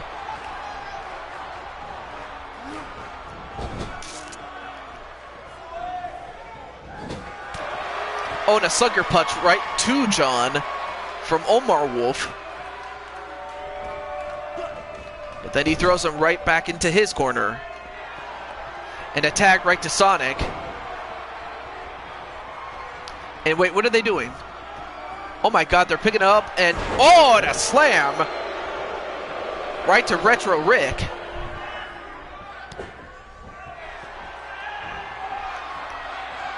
And a side backbreaker onto Rick, but then a shoulder jawbreaker to Sonic. Then stopping right on the arm.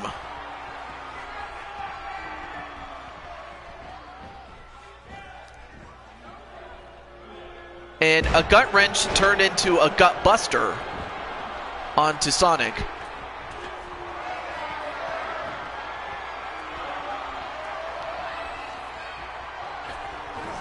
Oh, went for a double axe handle but missed. Then a leg drop onto Sonic.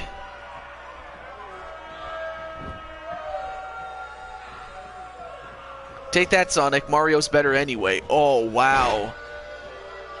I'll tell you one thing. If Sonic Crafter King was here, he probably would go nuts on you, Rick. In the chat, at least.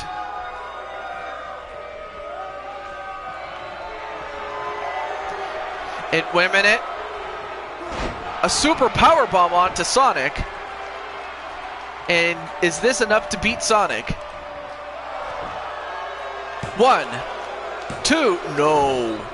Only a 1 count. But they have the right idea, though. That's a real feud right there, exactly. That's a true feud right there.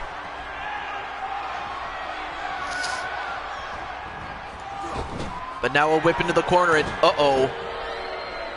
Like I said, we're in the Raw 93 arena.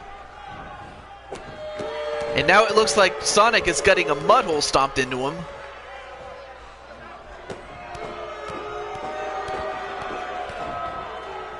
Look at this. Sonic is just getting destroyed here. And Omar is shaking his ass. I don't know why he's doing that. At least WWE finally got the title off of Lesnar. I'm actually happy about that, to be honest with you. And a pinfall on Sonic, but Chris was able to stop him. But Chris, whoa, actually picking up Adam Guerin. I mean, how he was able to pick up Guerin, even I don't know how.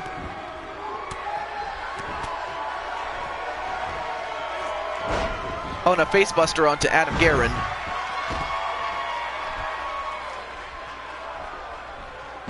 But now Sonic gets right back on Rick, taking him by the legs.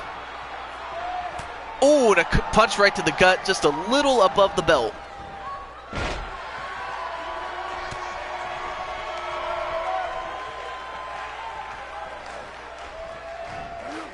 And an arm breaker onto Sonic.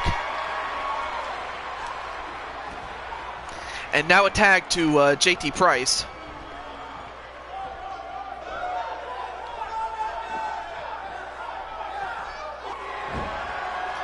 And JT Price, instead of going for the pin or trying to do something, he decides to pose.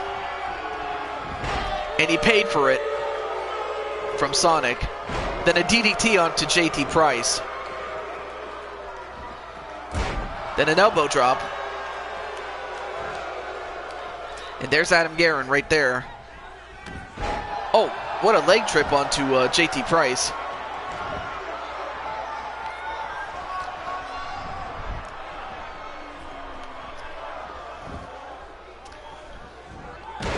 And Sonic doing the best thing he can do against a big man and trying to take the legs from underneath him. I mean, that's one of the things that I tried to do for my good friend Rick, is try to find some other people to participate in what Rick does. Whether it's voting for wrestling matches or voting for games to play a la a Let's Play style. On his messaging boards. Not that you have to, but I would love to see you guys there. Uh-oh, now JT's the one now getting stomped. Between him and Sonic.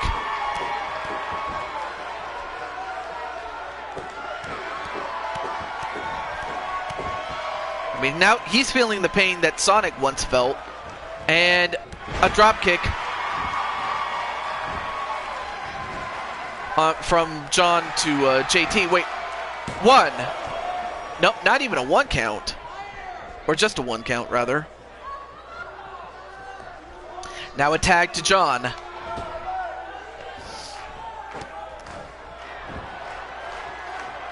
But then tagged back in is Sonic. I'm not sure why they would do that. Especially after he was getting stomped on.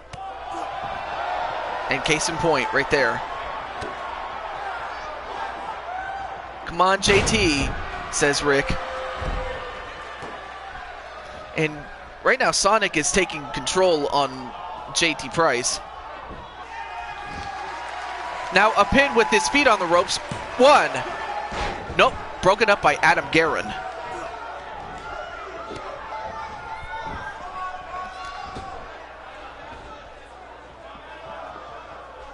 And a slingshot senton, or swanton, excuse me.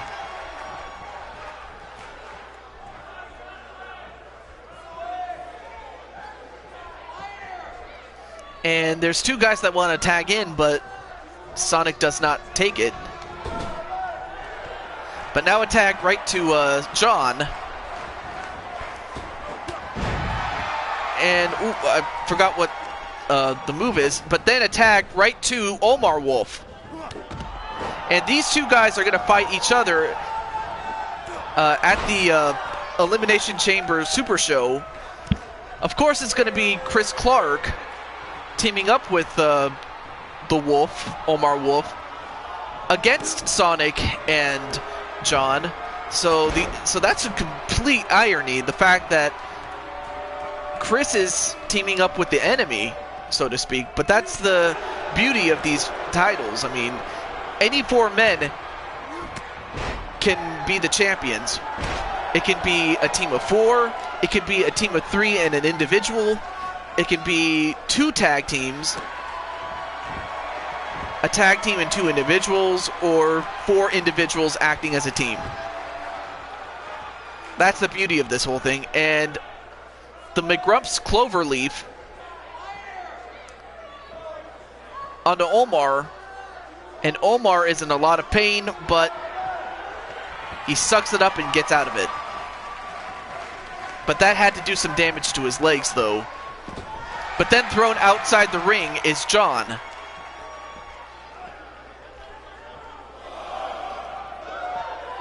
Oh, thrown into the barricade. But thrown back in is Omar Wolf. And John got back in the ring before Rick could do something. 1. Nope.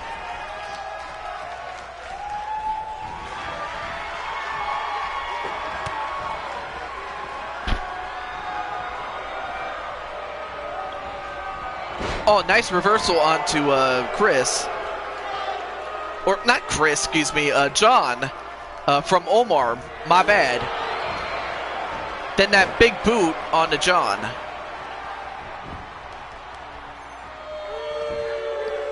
One. But only a 1 count. I mean, but then again, it just goes to show how tough these guys really are.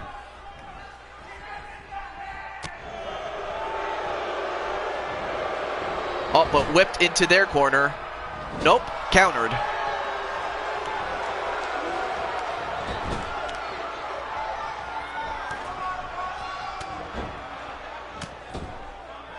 And uh-oh, we've seen John in the past do this before.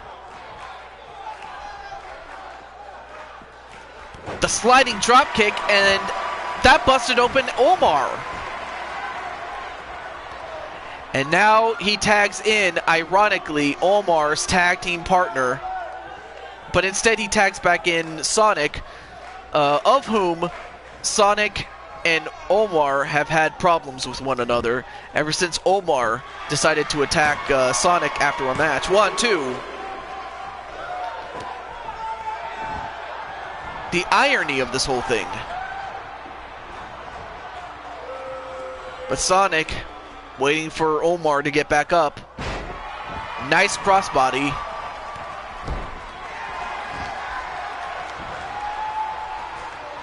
He can't bring himself to hurt Omar. We can use this.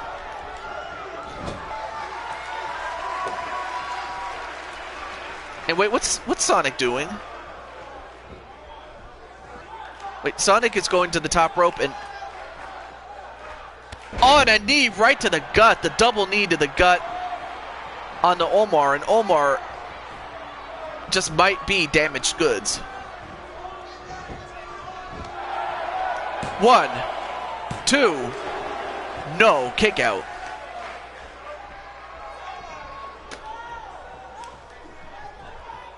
And Sonic is at a loss of what to do. I mean, he's done just about everything he can do to Omar Wolf to get some sort of revenge against him.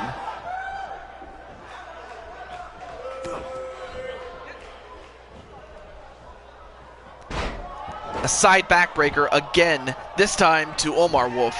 And Omar is bleeding like a stuffed pig, even though he's a wolf. Okay, what the hell is Sonic doing? Just walking around back and forth. Oh, fine. All right, well, now he tags in Chris Clark.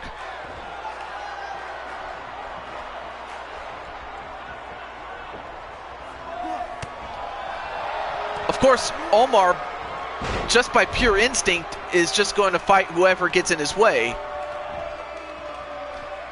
Oh, now he puts him in the Dragon Sleeper. Does Omar. Nobody stuffs this wolf.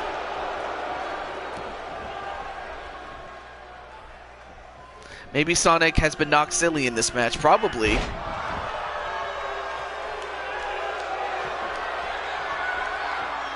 And Omar just measuring his own tag team partner, Chris Clark.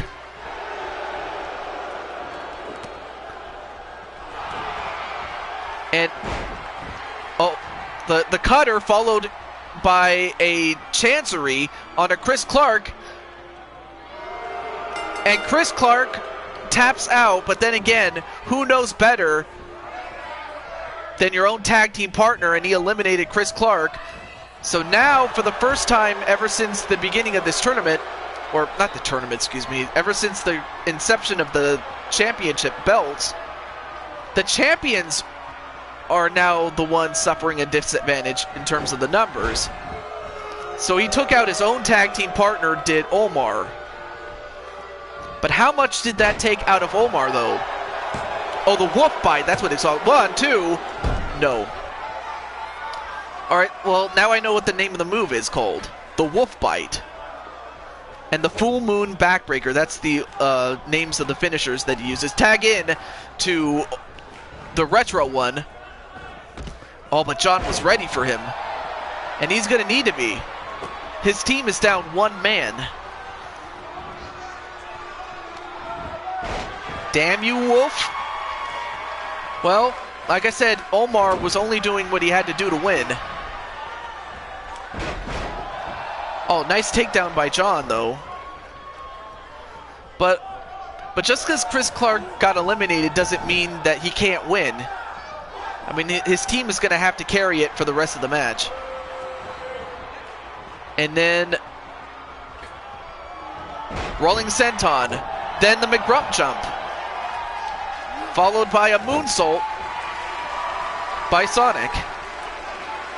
Guess we know who the alpha in that team is.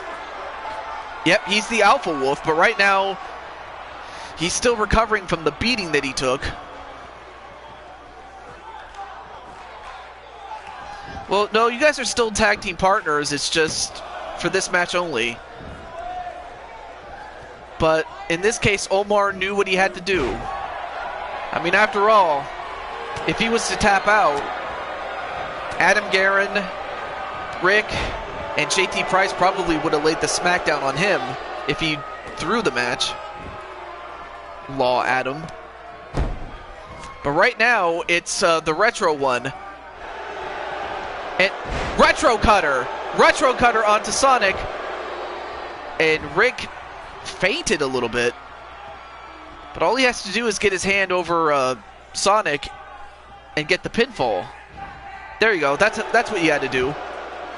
1, 2, and broken up by John. A back suplex onto John. That'll take care of him.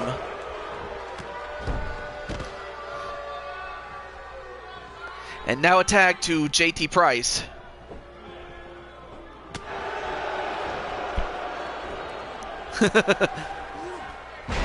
And then a DDT onto JT Price. Come on, Ricky. But now, a tag to the Insane One. And if there's one move that you have to avoid when going up against the Insane One, it's the Insane Lock, which is the STFU. The price tag! Price tag onto the Insane One. 1, 2. Oh, referee with that slow count.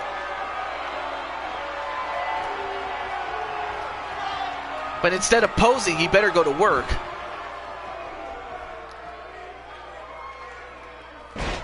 Oh, that elbow drop a la Scott Steiner.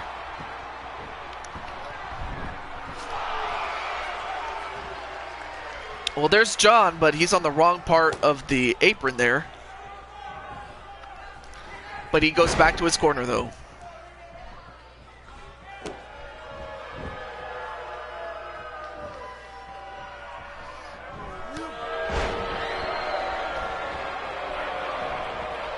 And a tag to Adam Guerin. This is the first time that Adam has been in this match, but he gets clothesline from the start. The final warning. Final warning. That's what he calls that Sister Abigail move that he does. The final warning. Oh, but Adam, not to be deterred, gives him a clothesline. And another one. But then countered into a gutbuster knee. A knee lift gutbuster, excuse me. I gotta get these moves right. Oh, what power. If there's any one man that could match power with the Insane One, it's gotta be Adam Guerin. Oh, nice reversal, but then sucker punched by JT Price. And, well, he tried to go after JT, but he ended up getting Omar Wolf instead. Ooh, nice German suplex pinfall. 1, 2, but a kick out by the Insane One. But the Insane One, however, tags in Sonic. And, well, he drop kicks both Adam Guerin and the referee. And John, well, does a number on Rick, but the legal men are Sonic and Adam. I mean, if Shulky was here, I mean, she'd be going nuts with the referee taken out. A side backbreaker to Adam Guerin.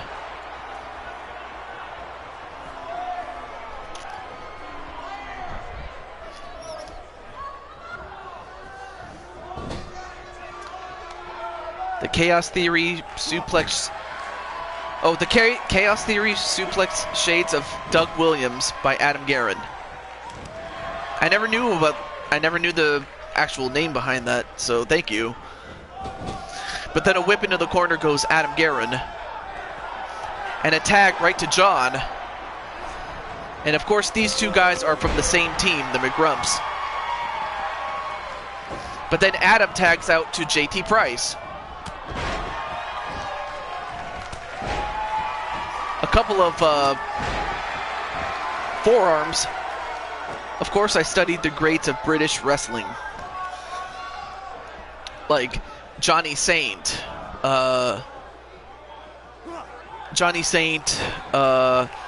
Big Daddy. Shirley Crabtree. Kendo Nagasaki. 1, 2.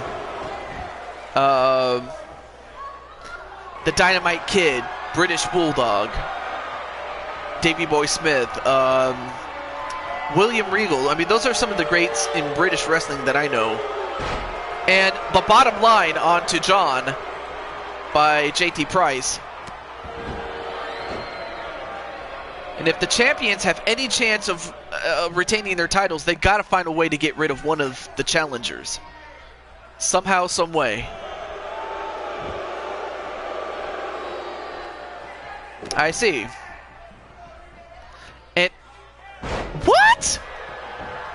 A price tag on JT Price? Is he going to beat him with this? 1, 2. 2.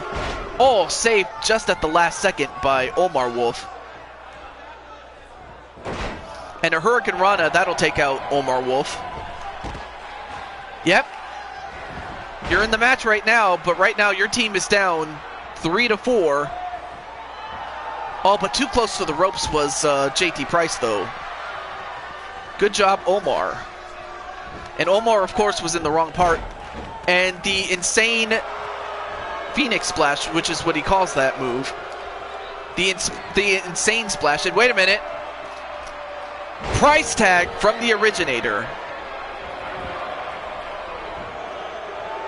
1, 2. Oh, but broken up by John. Actually, it wasn't me. It was actually Chris Clark, because Chris Clark, he beat me for my 4th of the Q4 titles. And then Omar was the one who eliminated Chris Clark. So Chris Clark is your teammate now. That is provided that you guys manage to hold on to the titles. Wait a minute. The Fall of Man, a la the Ascension. Yeah, that's what happened, though. But instead of posing, he should have went for the cover. Oh, Sonic, what the hell are you doing?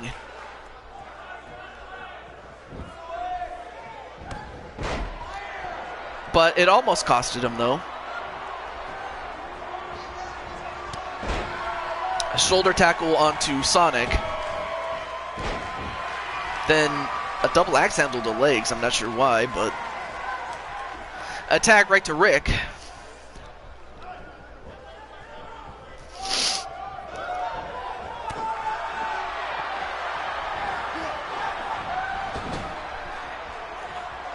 Now a whip into the corner.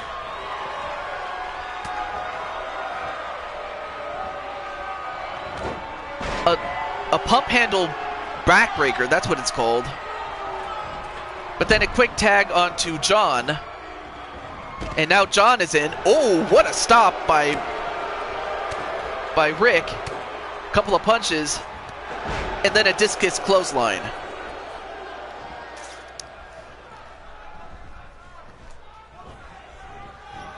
So the challengers are Rick, JT Price, Adam Guerin, and Omar Wolf. Ooh, what a knee right to the gut of Rick, and then a drop kick to Rick. And John, let's see if he hits this. Oh, went for the McRump jump, but he missed.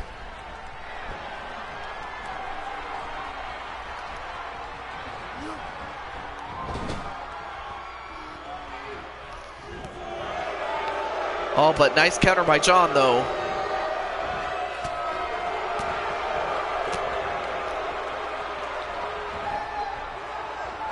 What? Wait a minute. Wait a minute. The McGrumps clash. McGrumps clash. 1, 2. No, kick out by Rick.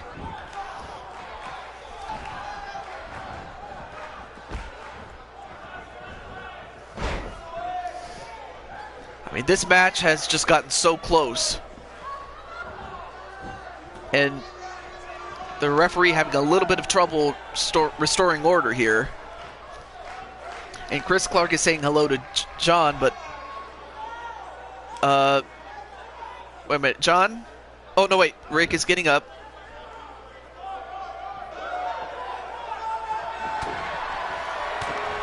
And I'm not sure why John was just standing there, but he allowed Rick to get back in there. And Rick wants you to feel the bang.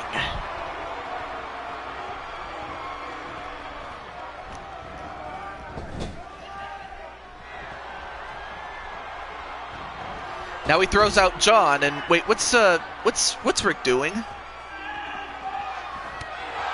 A sliding drop kick, awesome.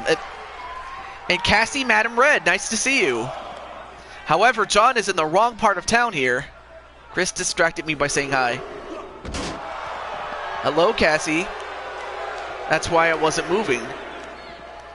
Oh, that's a good storyline.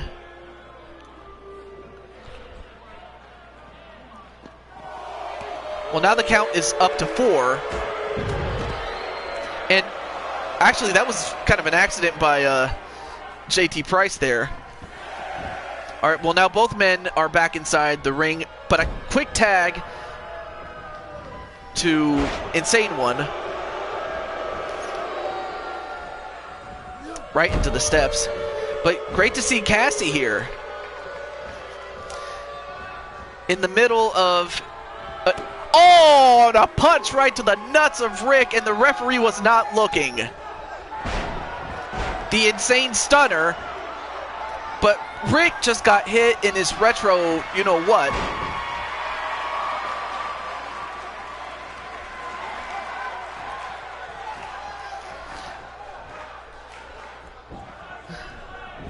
And now wait, 1, 2. Ooh, almost had him there. But yeah, Rick got hit in his in his nutsack, in his retro sack, exactly. And the referee didn't see that. And he almost got pinned for that. Now he tags in the lone wolf, the alpha wolf, Omar Wolf. I still got some fight left.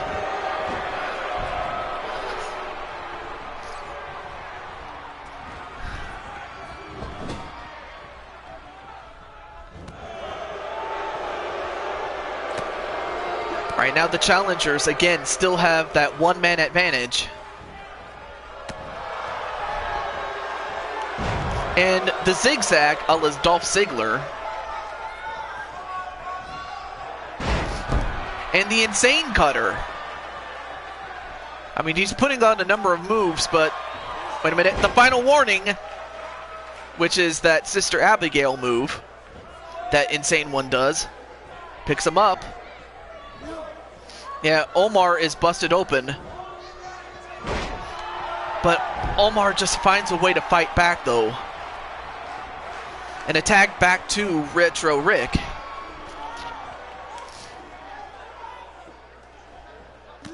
Ooh, what a kick to the top of the head.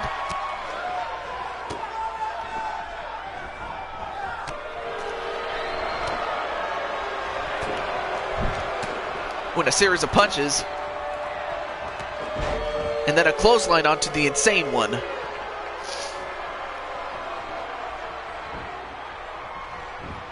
Wait, 1, 2.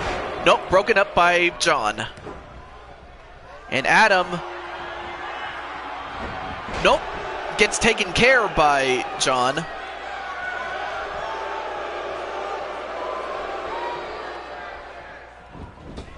And Rick going for the retro cutter.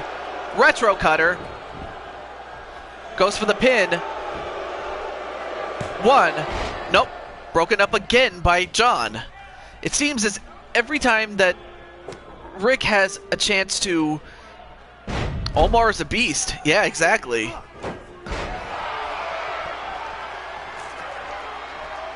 He's good in a chat with No. And of course, JT Price, who was involved in the skirmish. Well, he is the champion, so what did you expect, Rick? All right, well, JT gets back into the apron where he needs to be. I'm good. Oh, and a clothesline onto Insane One. Calm down, Chris. I'm gonna break Soup Boy's legs if he doesn't stop that. Oh, Adam's calling you out, John.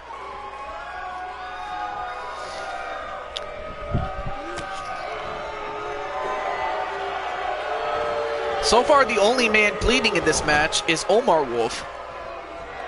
And now a tag to Adam Guerin. Drop to hold. Elbow drop right to the lower back. Hello, Mighty Minerva. What's up? Oh, well, Rick took out Sonic. So yeah, guys, say hello to Mighty Minerva. Smashes through a wall.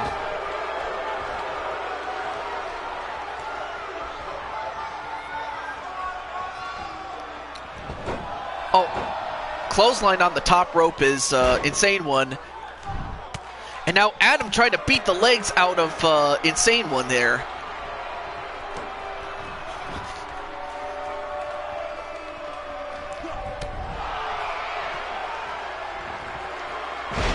And the Insane Cutter. And wait, what's Insane One doing?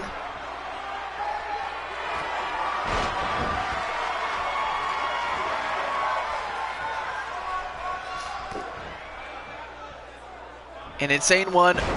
Ooh, nice modified snap suplex onto Adam Guerin.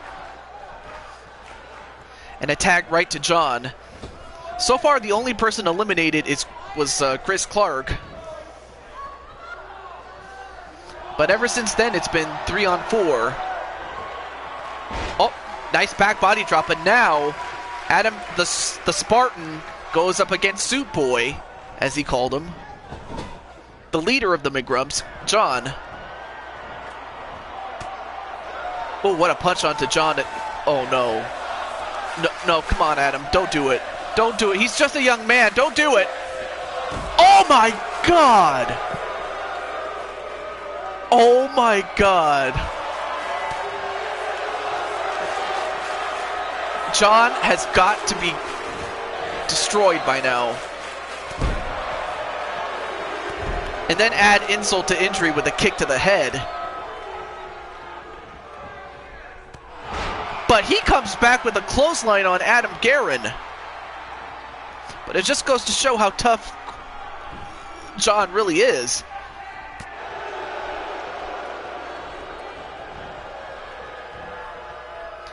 Well, if John wants a different colored suit, I can give him that.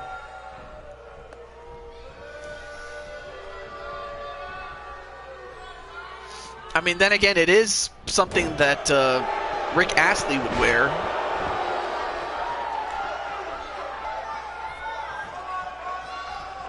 Exactly. How could he have gotten up from that? That's the get him, big guy. Oh, nice sling blade.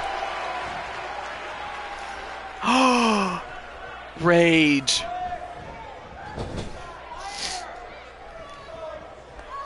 And now a tag to Rick. A neck snap, then a kick to the back or a kick to the back. Can my attire be golden?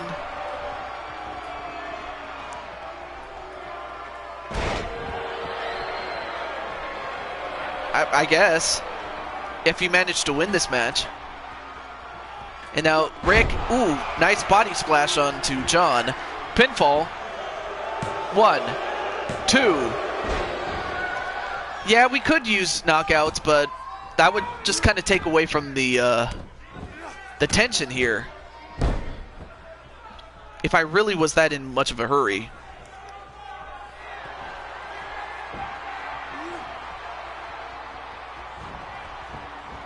But it's something to consider, though. And a retro cutter on Retro Rick? But he does the smart thing and tags in Sonic.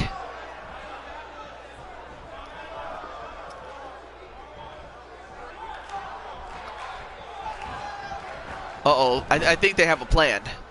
They might want to try to soften up Rick. And that's exactly what they intend to do. A double forearm.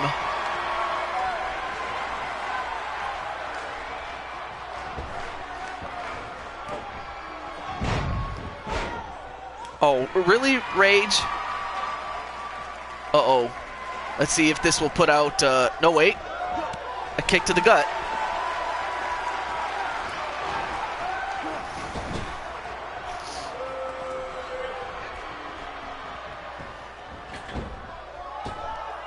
Oh, elbow and backbreaker combination a la Demolition onto the Insane One. A back suplex backbreaker. And now trying to choke out the Insane One is JT Price.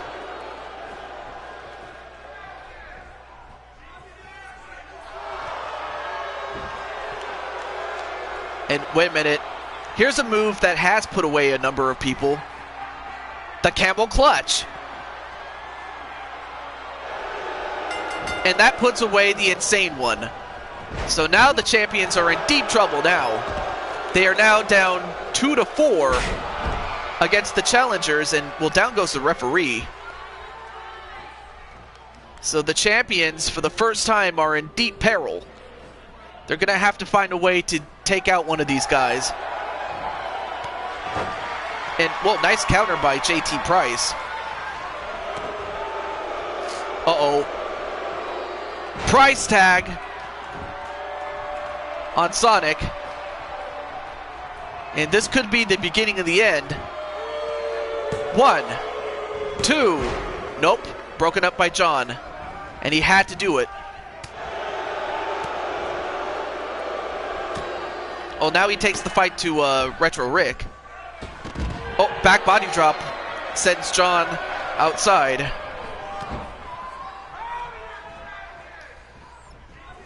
All right, well, have a good time. Have a good night, Miss Minerva. Although I really wouldn't continue to call John Soup Boy. Oh, dropkick onto JT Price. Good night, Minerva.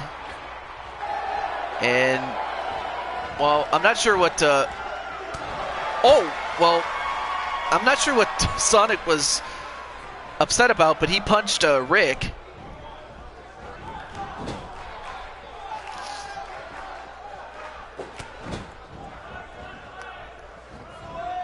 And, ooh, nice monkey flip.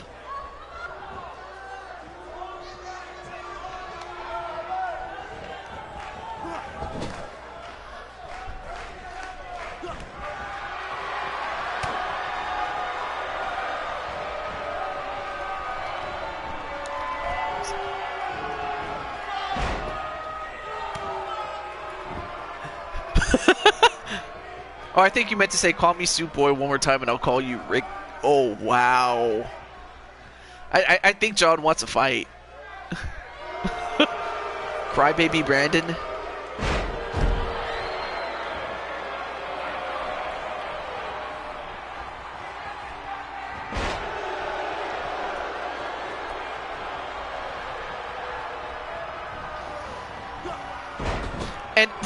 And for the 5th time, the referee goes down again.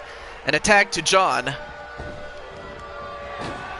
Oh, and he kicks him right in the face, does John.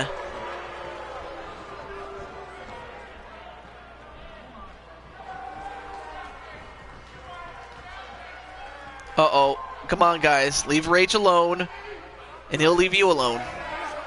Very simple.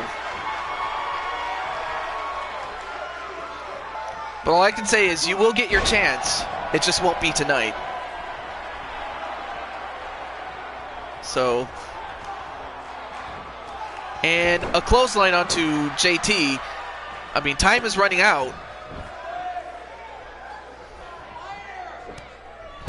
for the champions.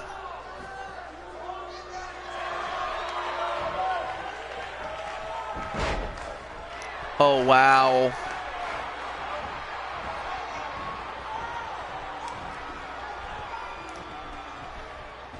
Now, of course, because, well, and Chris Clark, oh, come on. Well, I hope you guys get the point, but it's just, you know, just try not to, you know, anger Rage. But yeah, what it is, John, is that they've been constantly fighting, like Chris and Brandon towards Rage and you know, back. But hey,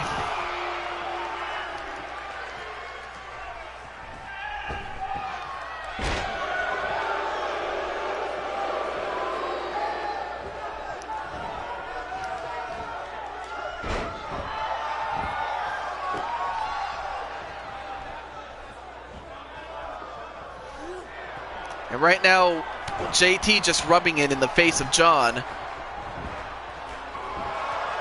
1, 2, no. Okay, guys, let's keep this civil here. I don't want you guys to start fighting either.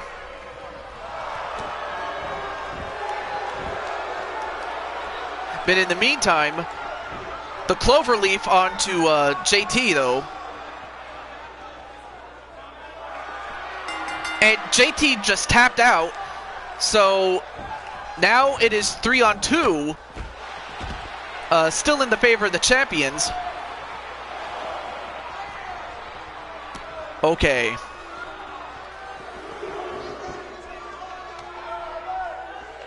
Without being typed. Oh, okay. Seriously, guys, let's stop fighting.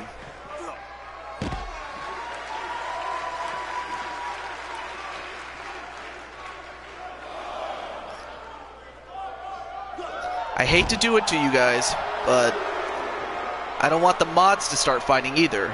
It's bad enough the non-mods fight the mods, but come on. Seriously? And I'm only doing this for your own good, both of you.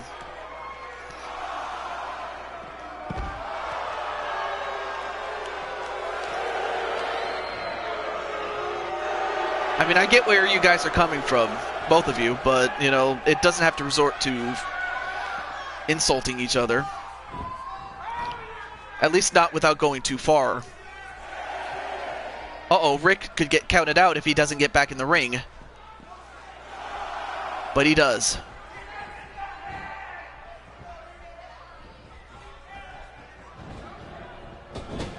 You know, I hate doing that, Omar Wolf, but you know, sometimes I have to put my foot down as much as I hate to do it.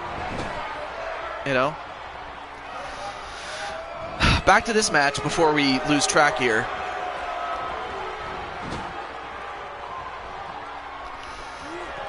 So even though JT got eliminated, you still have Omar, you still have Rick,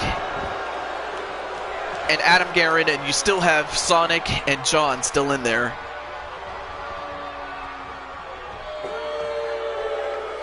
Well, it's a good thing you missed it, in this case. Oh, wait. Nice sunset flip, but he's not the legal man, though. Has to get back into the corner, though. Uh-oh, going for the wolf bite. The wolf bite onto John. And John taps out. So all that is left is Sonic. And if you're Omar Wolf, this is exactly what you would have wanted.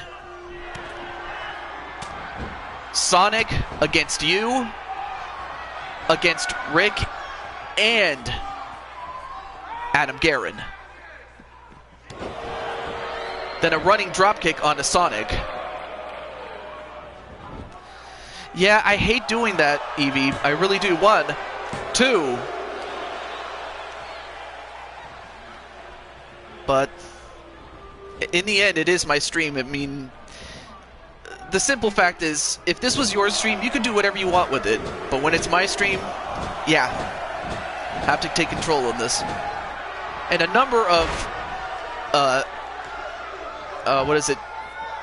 A number of times, I forgot what it was called. And I never knew that Omar Wolf could fly.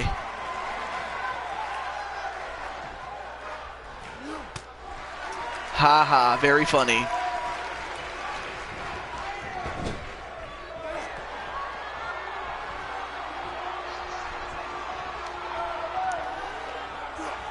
Yeah, but the only problem is Rage is not one to take jokes. Some people can take them, but Rage is not one of them. John. And there's his alternate account, by the way. Same guy, just a different account. Now a pinfall. Is this it? Is this over? 1, 2, 3. So, for the first time since the introduction of the Q4 titles. Well, first you see some of the highlights here. I mean, the highlights really don't do this match justice. But early in the match, Chris Clark got taken out by Omar Wolf. And then it was JT who took out the Insane One. And then John was able to eliminate JT Price.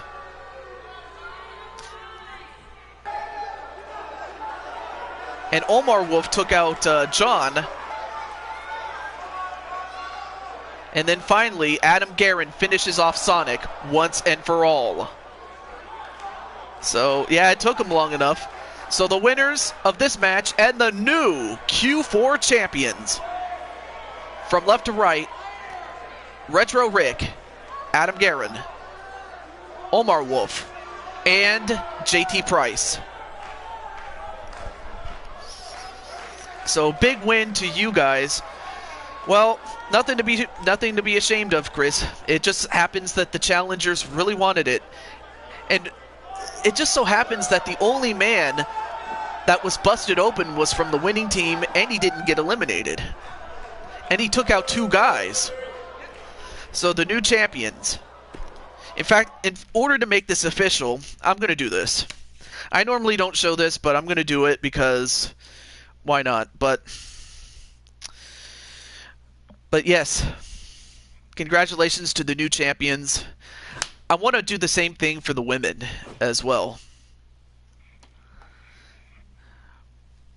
Well, it may not last for very long, John. You might be able to win a championship at the next Super Show. I'll let you know more about that.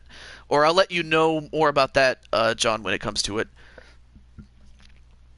But Omar was a beast. All right, well, let's go to the title management. So this is what I'll do. We go to custom titles. Okay. So for this one, I'll give it to Rick. See, this one, definitely going to give it to Adam because it matches his color. That's definitely Omar Wolf's. Which then leaves JT with the blue strap.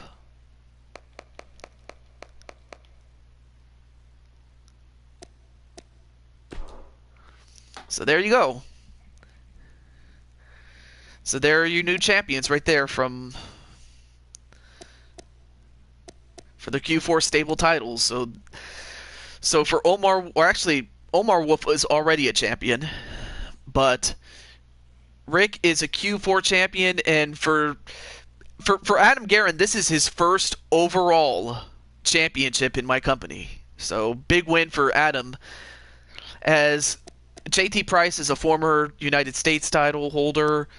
Omar Wolf, former NXT champion, now World Tag Team champion.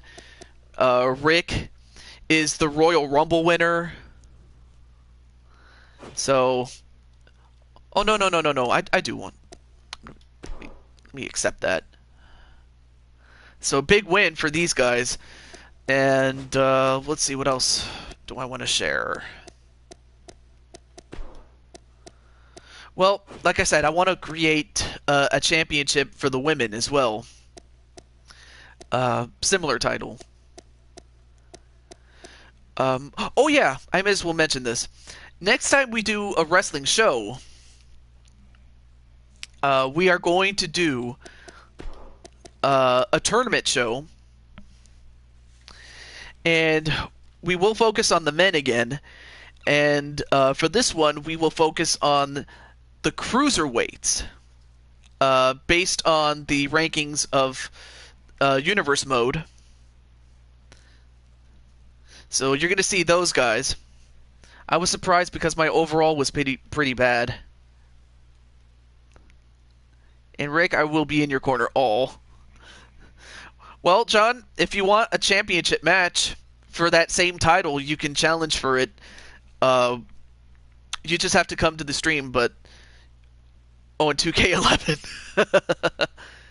And Rick says he'll be honored to have Mr. JT Price with him. But nonetheless, thank you guys for coming on to the show. I appreciate it.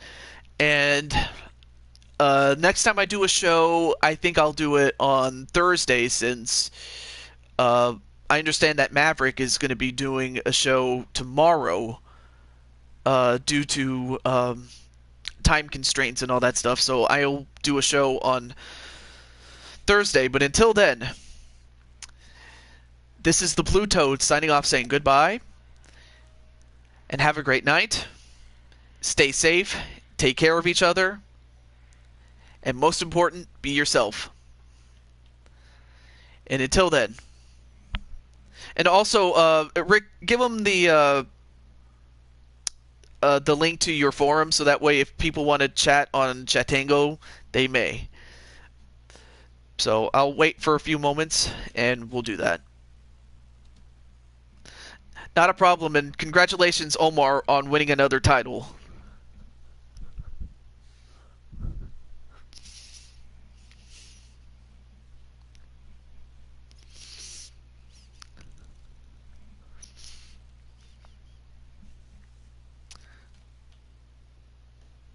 Or actually, let me do this. Oh, there it is, there it is.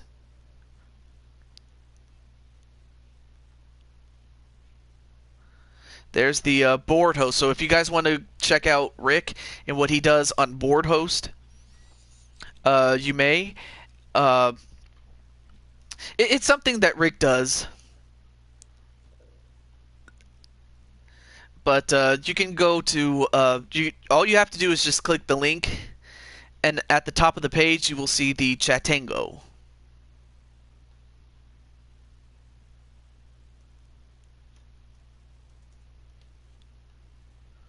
But otherwise, until then, have a great night, everybody. And thank you very much, Blade Charge.